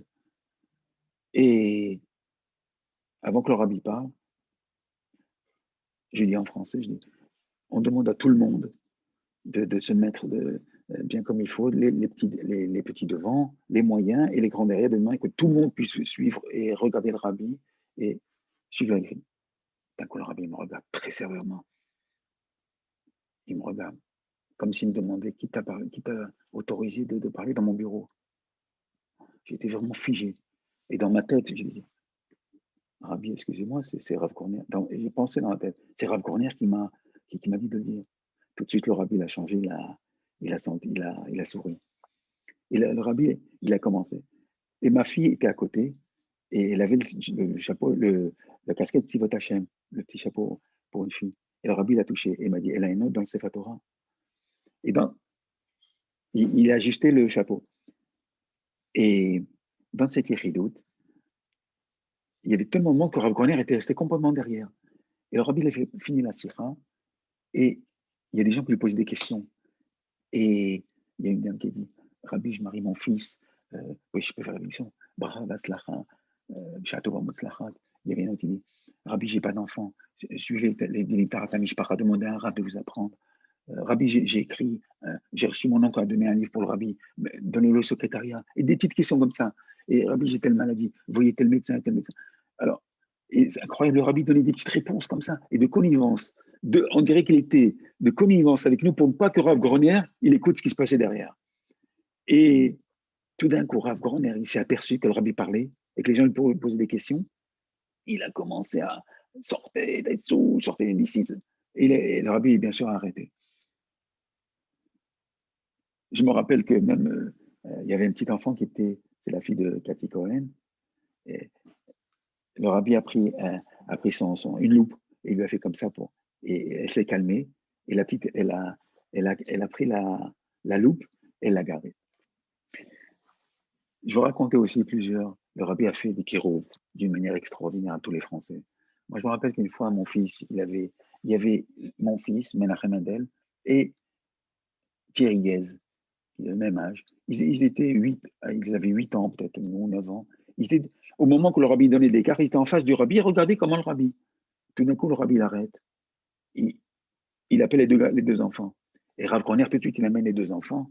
Et le rabbi prend toute une poignée de gâteaux. Il donne à l'un et à l'autre. Et il dit à Groner qu'il fasse la bracha. C'était extraordinaire. J'ai eu le srout aussi de gagner le Goral. 2 fois, 2 ticheries de suite. J'ai reçu, les premières années, je recevais on en a reçu un loulav du Rabbi, bien sûr. Les orches de Goral, il y avait 2 orches, on a reçu le loulav tout seul. Il y avait un loulav pour Avmoulé et un loulav pour le reste du groupe. Je suis rentré dans la chambre du Rabbi, bien sûr. Et quand je suis passé pour le gâteau, le Rabbi m'a donné, la deuxième année, il m'a donné un gâteau rectangulaire. En principe, il donne des petits bouts de gâteau, vous voyez, même s'il en donne beaucoup, mais là, il m'avait tout un grand gâteau rectangulaire. Et il m'a dit comme ça, c'est la première fois qu'il me tutoyait. Il m'a dit, tu diras à ta femme de faire un beau gâteau. Et dans la pâte, elle éparpillera les petites miettes de ce gâteau, de le cuire, de faire un beau gâteau. Et tu donneras un morceau à chacun et tu souhaiteras à chacun Shana Tova en tout cas. Et j'étais tellement fier que le Rabbi me tutoie. C'est la seule fois que le Rabbi m'a tutoyé. Et après, il m'a toujours vouvoyé. Oui. Je voudrais dire, maintenant j'ai dit des choses, je voudrais, bien sûr, même en Tafshin Lamed Gimel, quand je suis passé Koshel Bracha, Shabbat Bereshit, Simchat Torah, je ne me rappelle pas, le Rabbi m'a donné une bouteille sans que j'ai demandé de m'acheter. Il m'a donné une bouteille. Et sachez une chose aussi que quand on arrivait chez le Rabbi rentrait dans la choule, il nous voyait, tout de suite il avait un tzrokal, un petit sourire, une satisfaction qu'on soit venu passer les fêtes avec lui. Vous savez que les premières années, il y avait un Gaon qui s'appelait Rav Kvint, ici dans les du Rabbi. Et vous savez que lui, c'est un très grand Gaon, il parlait de Nigla avec le Rabbi, et le Rabbi il a beaucoup rapproché à Chabad. Et qu'est-ce qu'il faisait qu'on travaille? Il travaillait dans le bureau du secrétariat, et on m'a dit qu'il faisait de la comptabilité. Et un jour, il y a quelqu'un qui s'est approché de lui. Il dit, Rabbi, est-ce que vous pouvez me changer des francs en dollars? Il a dit oui. Et on a remarqué qu'il nous faisait un bon taux, n'est-ce pas? C'était mieux que la banque. Alors tout le monde est venu. Alors moi je suis parti, après je dis à l'un, à l'autre, celui-là il avait 200 francs, celui-là 300 francs, celui-là 150. Et il changeait à tout le monde. Il dit, écoutez, revenez demain, je vais sortir. Et après on s'est aperçu que le Rabbi lui avait demandé de nous faire un bon taux. Il y avait même une année, pour vous dire comment le Rabbi faisait attention aux Français, vous ne pouvez pas vous imaginer comment il nous protégeait. Et, à part la moitié du billet qu'il nous payait, on avait, vous savez que là où il y a le muséum sur Kingston, au coin de Kingston, le muséum, il y avait une épicerie qui s'appelait Lipsker épicerie. Elle était au fils de Rabbi Lipsker qui était de Meknes, du Maroc. Son fils tenait cette épicerie. Et là-bas, nous, on pouvait aller, on pouvait prendre $100 chaque Erev Shabbat, Erev Yom Tov, Erev Sukkot, Erev Tishri, Erev Chol HaMoed Sukkot, Erev Simchat Torah, Shmini Atzeret, Erev Shabbat Bereshit, donc il y avait 7 fois. Et à l'époque, je vous dirais, $100, c'était facilement, facile, c'était 250 ou 300 euros de maintenant. Je pouvais remplir un caddie, vous voyez. Vous voyez comment le Rabbi faisait attention à nous. C'était extraordinaire.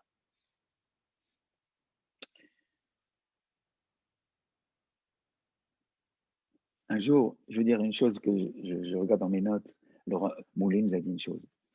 Quelqu'un qui peut dire un mot de Torah, dans une bar mitzvah, dans une brit mila, dans un mariage, dans un enterrement, et qui ne le dit pas, c'est une avla. C'est monstrueux, il a dit. Quelqu'un qui a la capacité de dire une chose, il faut toujours dire un mot, il faut toujours être prêt. Et il nous a toujours dit, vous devez tous connaître, tout l'écouter les premières années par cœur. Au moins, question-réponse.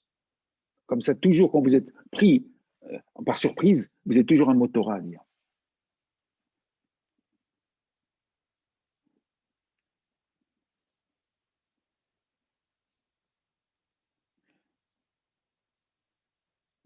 Pour revenir à l'histoire que Rav Moulet voulait que j'aille à Marseille, mais que le Rabbi Mani restait à Paris, je ne voulais pas vexer Rav Moulet, Chas Shalom.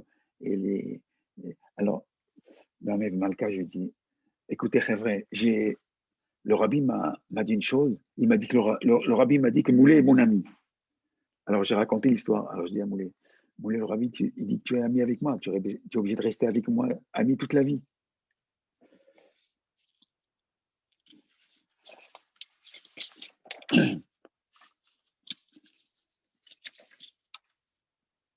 Oui, les premières années, le rabbi nous accompagnait. D'abord, le rabbi toujours nous disait, quand on partait, on se mettait devant la porte, et Rav Corner disait au rabbi qu'on partait. Le rabbi dit toujours, Seid gesund, fort Gesundheit, soyez en bonne santé, voyagez en bonne santé, et mais on Herrn Psostoives, quand on entend des bonnes nouvelles. Et souvent, il disait en français, il disait bon voyage. Bon voyage. Et une fois, le rabbi s'est arrêté. Il y avait Binyamin et moi et encore quelqu'un d'autre, je sais peut-être Raïm Eloul. Et on était dans l'entrée tranquille. Le rabbi sort de Mincha, il rentrait dans sa chambre, il s'est arrêté au milieu. Rav Corner, il voulait s'adresser à nous. Rav Corner s'approche, il dit à quelle heure ils partent? Ils partent ce soir. Alors, il dit Bezeshatem aussi, il traduit. Venfortze, il dit. Alors, je lui dis Bishar Hamesh, film Fazé. Alors, le rabbi dit alors que je vais sortir. Alors, il dit à Rabbi Titi ou Mochanim, le rabbi va sortir, le rabbi est sorti. Il a préparé tout, on a tout préparé dans le camion, tous les bagages. On est sorti, on a fait un ricoud au rabbi, le rabbi nous a encouragés. Et il est resté. Les gens qui nous ont dit après, jusqu'à qu'il ne voyait plus le camion, après il est rentré dans son bureau. Donc c'est un très grand honneur que le rabbi nous a fait. Bien sûr, toutes ces Yéméa Hod Vagdusha, Yéméa Or Vagdusha qu'on a vu chez le rabbi, c'est sûr que ça doit donner beaucoup de force et beaucoup d'enthousiasme. Et oui, dans Yechidut, le rabbi, il a dit, une fois j'ai raconté à Rav Madel Federfas que le rabbi nous a dit en français, que Dieu fasse que l'enthousiasme que vous avez dans l'accomplissement de Torah Mitzvot, vous le transmettez à vos enfants. Et le rabbi nous a dit, il ratsonne que ça éclaire chez vous la lumière chassidique. Quand j'ai raconté ça à Madel Federfas, je lui ai dit, Mazé Ora Chassidique. Il dit, le rabbi il a dit ça? Je dis, oui, le rabbi a dit ça. Il m'a dit, Ouassa Chassidim, Otrem Chassidim Echol Davar. Il vous a rendu de vrais Chassidim. D'accord. Et je lui ai raconté l'histoire de l'enthousiasme, vraiment, il n'en revenait pas. Oui, dans les Chidout, une fois, une Chidout de français, il y a M. Farizi, Chono Ibracha. Il a dit, il est passé dans le rabbi, un Tunisien très tamim, très chaud, très ham. Alors il a dit Rabbi, que vous avez une longue vie, une bonne santé, une longue vie, que vous êtes toujours en forme, que toujours vous pouvez nous aider, que vous avez accepté ma chère Tzidkenu, si Dieu veut. Et le Rabbi a dit, et vous de même. Et effectivement, il a eu une longue vie, Baruch Hashem. Il fait dernièrement, il avait 90 ans. Alors je dis à son fils, tu vois, le Rabbi il a tenu sa promesse. Le Rabbi, quand un mot du Rabbi, c'est un mot du Rabbi.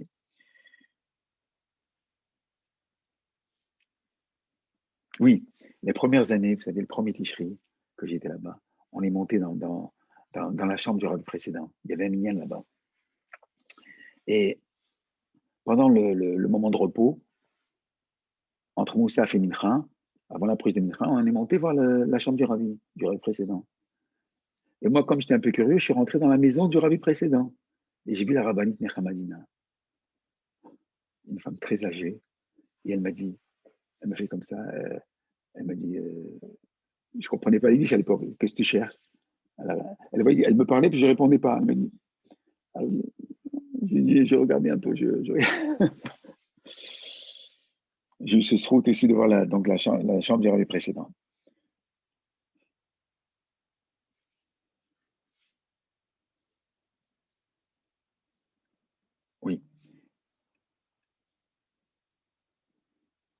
Oui. En Tafshin, en Tishri Lamed Dalet, bien sûr, c'était la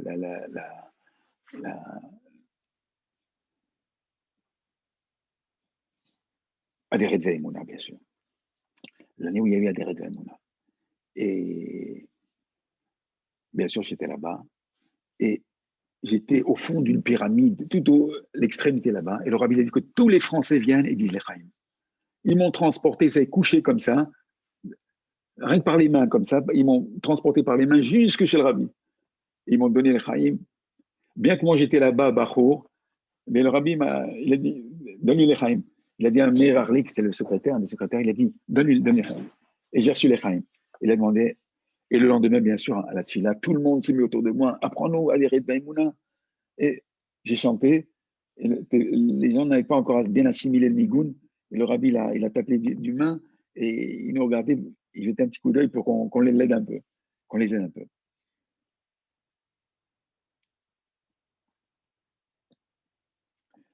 Oui, je vais raconter en Tachina Metret, c'est l'année où le rabbi a eu l'attaque. Et le matin même, de Shana Rabba, le rabbi avait demandé qu'on aille voir l'exposition, que les Français aillent voir l'exposition de Narshon, c'est un peintre. Et nous avons été le voir. Et il y avait un problème, c'est qu'on n'aurait pas pu prendre une place pour le Farbringen, pour les Hakafot. Et on était très embêtés. On a dit ça à Rav Krinsky. Rav Krinsky l'a dit au rabbi, le rabbi a dit qu'ils prennent d'abord la place après qu'ils viennent. Finalement, on a attendu qu'ils ouvrent le 770. On a pris la place, on a réservé. Et après, on est parti voir. Et juste le soir, le rabbi se sentit mal. Bien sûr, moi j'étais très loin, je voyais comment le rabbi était devenu blanc. Ils ont cassé les fenêtres pour avoir de l'air. Ils ont dit à tout le monde de sortir. On est sorti.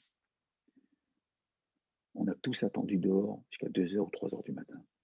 Et jusqu'à qu'il y ait un des secrétaires qui a dit « Ne vous inquiétez pas, allez faire ce doigt Yom Tov et rentrez chez vous. » Le lendemain, je me rappelle, moi j'étais dans la famille Katzman et il a été lui-même au OL. Oui, oui. Ils ont été à pied jusqu'au OL. Et c'était des moments très, très difficiles. Bien sûr, le lendemain, on a fait un Farbringen sans le rabbi. Le rabbi, et après, il a parlé Motsae, Simchat Torah, une petite sira. On a tous écouté cette sira. Vraiment, on avait cet engouement. Malheureusement, on a beaucoup souffert. Mais bon, Hachem, on avait. Et le rabbi il a demandé à Rav Korner qu'est-ce qu'ils chantent. Ils sont en train de chanter. Et on chantait tous des rabbis Isgizon, des rabbis Isgizon. Et moi, je sais que quand j'écrivais à Katzman, après, il m'écrivait toujours Vaikar chez Rabbi Zavzain Gizon. Et Vaikar, que le rabbi soit en bonne santé. Ça, c'est Et tous les gens du groupe, même ceux qui étaient loin, tout le monde a ressenti, était touché au plus profond de lui, comme si c'était son père ou ça, qui était.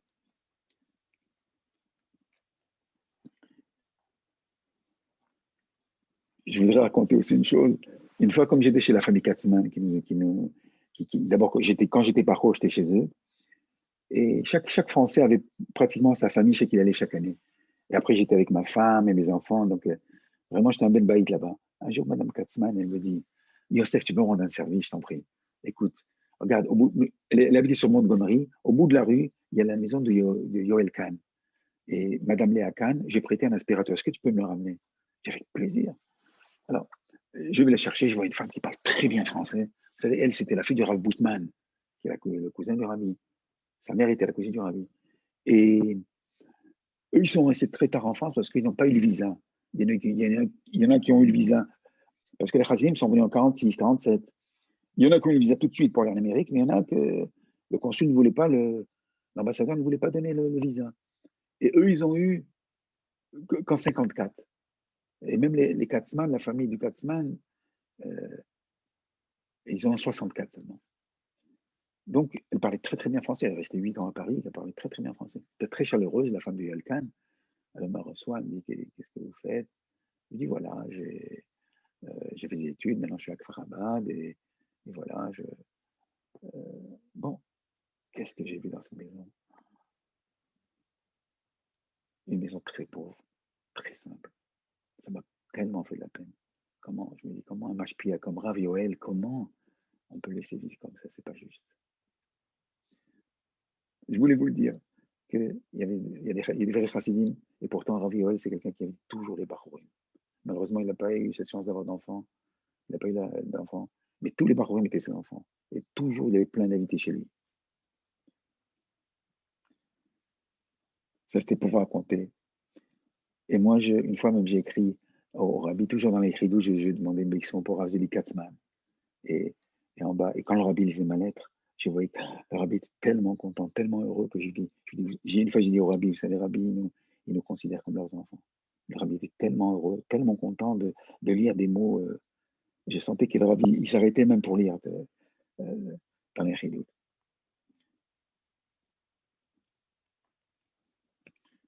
Et chaque année que j'étais chez le rabbi nous remboursait vraiment facilement. Je sentais que la bracha du rabbi, le rabbi ne restait pas avec des chovot, avec des...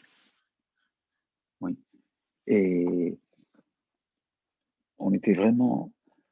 Chaque mois, on revenait, même une fois, je revenais à Versailles, et le président de Versailles me dit, tu sais, quand tu vas chez le rabbi, tu es rayonnant, tu as un rayonnant de doucha sur ton visage, comme ça.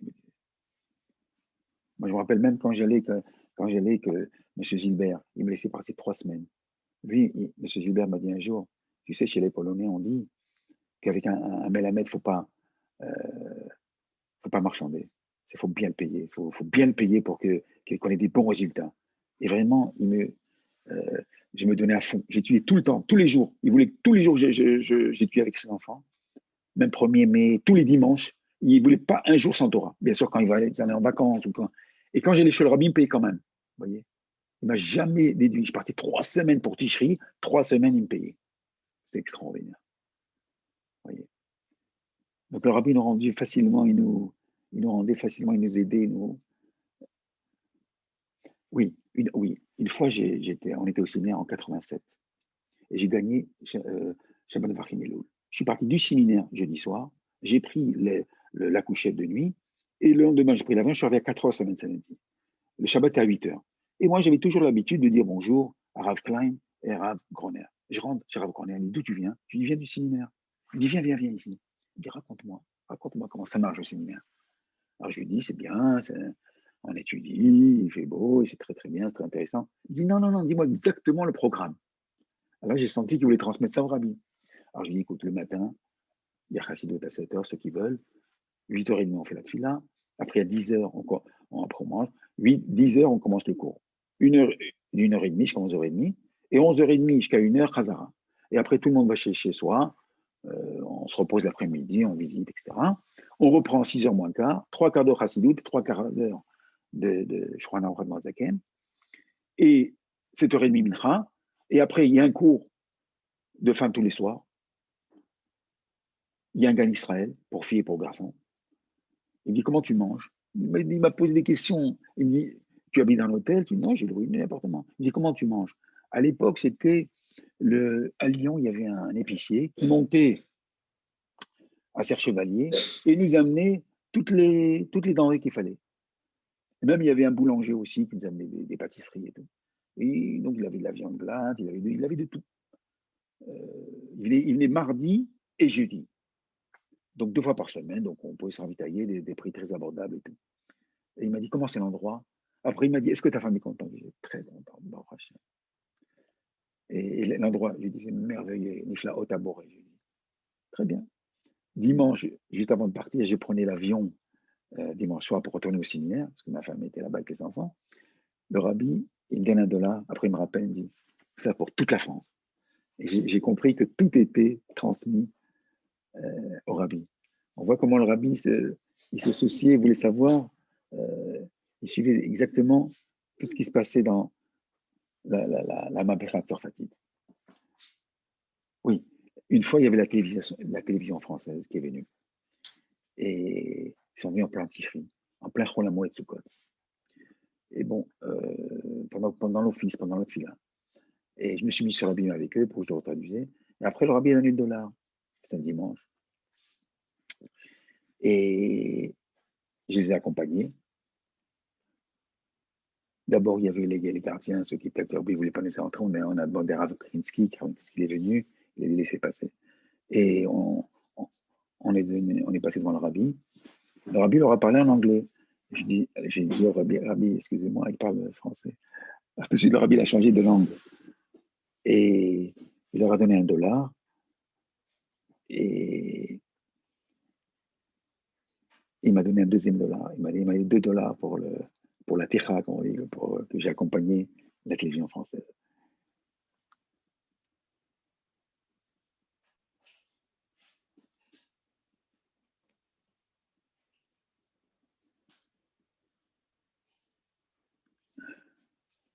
Oui, pour le GAN Israël, je l'ai parlé du GAN Israël. Alors, le GAN Israël, on a fait des longues années. Les premières, on a commencé par d'abord Sarcelles, 76, on accompagne. Et moi, j'étais directeur Gashmi et ma femme s'occupait surtout de Rouhani. Et moi aussi, je m'occupais, je parlais aux enfants, mais disons qu'elle était sur place avec les enfants, et voyait que. Et on a reçu des lettres du rabbi extraordinaires de soutien. Le rabbi d'abord, il nous a envoyé une lettre du GAN Israël qui a été imprimée, qui a été diffusée dans tous les. Et en plus, le rabbi me renvoyait des lettres, il me dit, les lettres ont bien, à Rabbi Yosef Merli, et il me dit, Vezou gâteau. Il précisait, et pour sa femme aussi, qui s'occupait dans le GAN Israël. Et j'ai reçu les lettres, et on faisait écrire chaque enfant chez le rabbi, avec son nom, voilà. Et vous l'avez sur le micro, et et regardez en bas, c'est marqué Aslacha Be'avodat Kodesh. Voilà, Analat, vous voyez, Analat, GAN Israël, Sarcelles, Tzorfat, vous voyez. Et le rabbi, et vous savez, tous ces enfants, grâce à Dieu, qui sont passés à Sarcelles, on a fait les lilas après, on a fait les orthos, on a fait, ils sont tous, Baruch Hashem, on a des bonnes, ils sont devenus froums. Pour vous faire rire un petit peu, il y avait 2 enfants qui étaient à Sarcelles, je vais raconter vite parce que c'est pas. Ils s'appelaient Tayeb et Yadan, mais c'était vraiment des bandits, vous savez. Ils prenaient des verres, des bouteilles, ils les lançaient sur les élèves, ils tiraient les cheveux des monitrices, ils volaient des choses. Un jour, j'étais obligé d'appeler la police. Vraiment, ils ont envoyé des bouteilles, ils ont ouvert la tête d'un enfant. J'ai appelé la police et la police dit écoutez, faites-leur peur, très peur, et faites-leur peur. Et on va voir. J'ai écouté, lâchez-les après parce que c'est pas possible, il faut leur faire peur. Quoi. Le président il est venu, il m'a dit Monsieur Mergui, comment vous avez appelé la police? Mais comment? Mais ça va pas. Mais je dis qu'est-ce que vous voulez qu'il y ait un crime? Qu'est-ce que vous voulez? Oui, ils ont fait ça, ils ont fait ça. Finalement, ces enfants, ils sont devenus blancs quand la police leur a ramené les menottes. Ils sont restés 3 heures et finalement, ils les ont libérés. Le lendemain, ils sont partis à Auchan. Et moi, je suis parti faire des courses. J'ai trouvé là-bas, ils ouvraient du vandalisme. Ils ouvraient des paquets, ils se servaient du Coca-Cola et ils buvaient comme ça. Incroyable. Je pensais qu'ils étaient complètement perdus, ces enfants. Vous voyez qu'il y a 2 ans, je les ai vus devant chez Acol, rue Petit. Monsieur Mergui, vous vous rappelez de nous? Je dis, comment? Bien sûr, je me rappelle de vous. Ils ont fait tchouva, ils avaient avec une kippa. Il dit, vous savez, moi, je suis expert comptable. L'autre, lui aussi, l'autre aussi. Et il m'a dit, vous savez, on a fait tchouva et on est très bien, Baruch Hashem. Et ben, j'étais content que, vous voyez, il m'a dit, vous savez, on n'oublie pas les choses.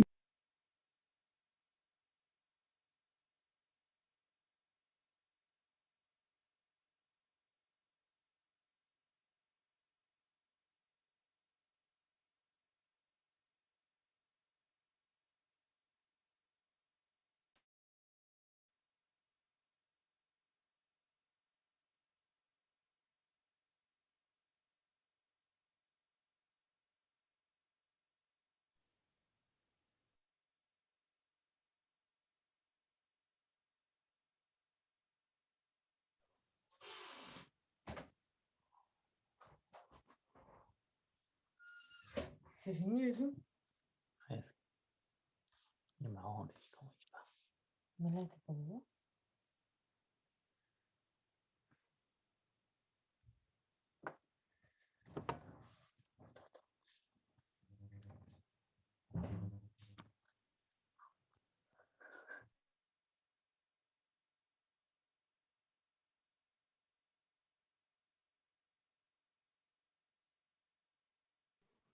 Merguez, on vous entend pas.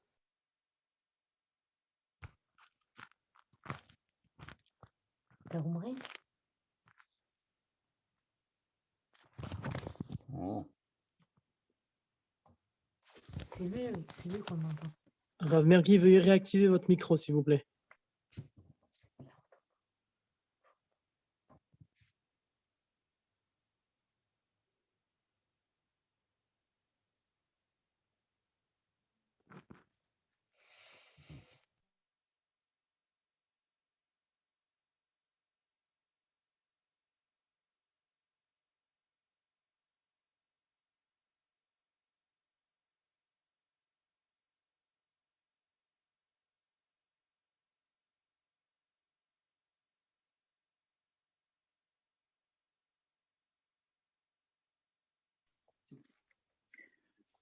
Allô?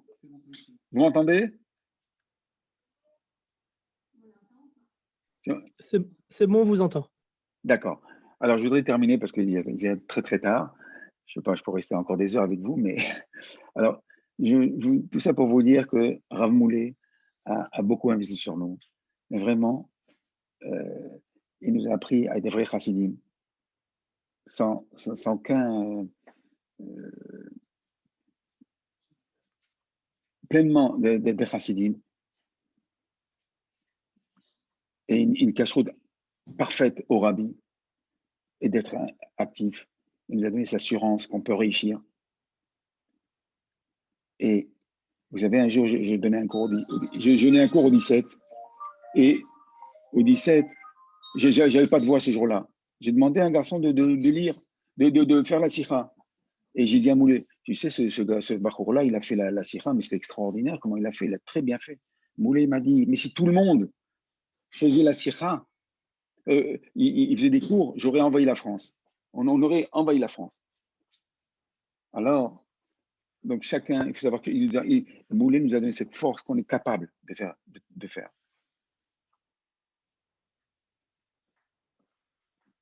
Je sais pas, ils ont coupé. Chaim. Moulay nous a donné cette force de continuer. Et j'espère que chacun d'entre nous, dans le shalom et dans l'union, et que nous sommes tous, on fait tous partie du groupe, on saura si Dieu veut continuer ce chemin-là, et avec tout cet enthousiasme, cette force. Et on est tous, même à notre niveau, on est toujours jeunes, on vieillit jamais. Nos enfants et nos petits-enfants, on doit leur donner cette envie de continuer ces shlichut que le rabbi nous a donné. Un jour, quelqu'un est passé devant le rabbi, il a dit, Rabbi, je suis très vieux, j'ai 88 ans. Le rabbi l'a arrêté, il lui a dit, moi j'ai 89 et je travaille encore. Donc le message est clair, que tout le monde, on n'est jamais vieux, on est toujours jeune, même si on a une barbe blanche, et on a tout cet enthousiasme de continuer ce que le rabbi nous demande. Voilà.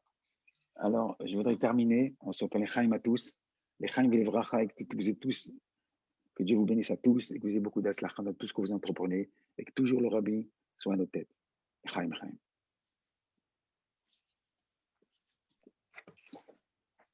Un grand Yeshar Koach à Rav Yosef Mergui pour ces moments exceptionnels, ces réponses du Rabbi, ces échanges, et que votre travail continue, Mechaïl El Chaim, et qu'on puisse être Gorem Nachadroach avec Miftsaim, pas que c'était dans quelques jours, c'est Miftsa Purim.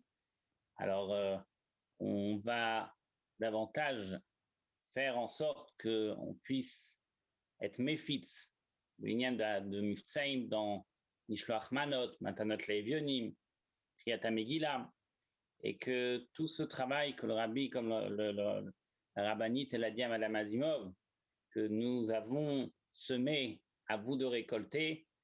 Notre travail maintenant, c'est d'aller continuer ce travail jusqu'à Biad Goel Tzedek, à Göteborg, Shavuot Tov.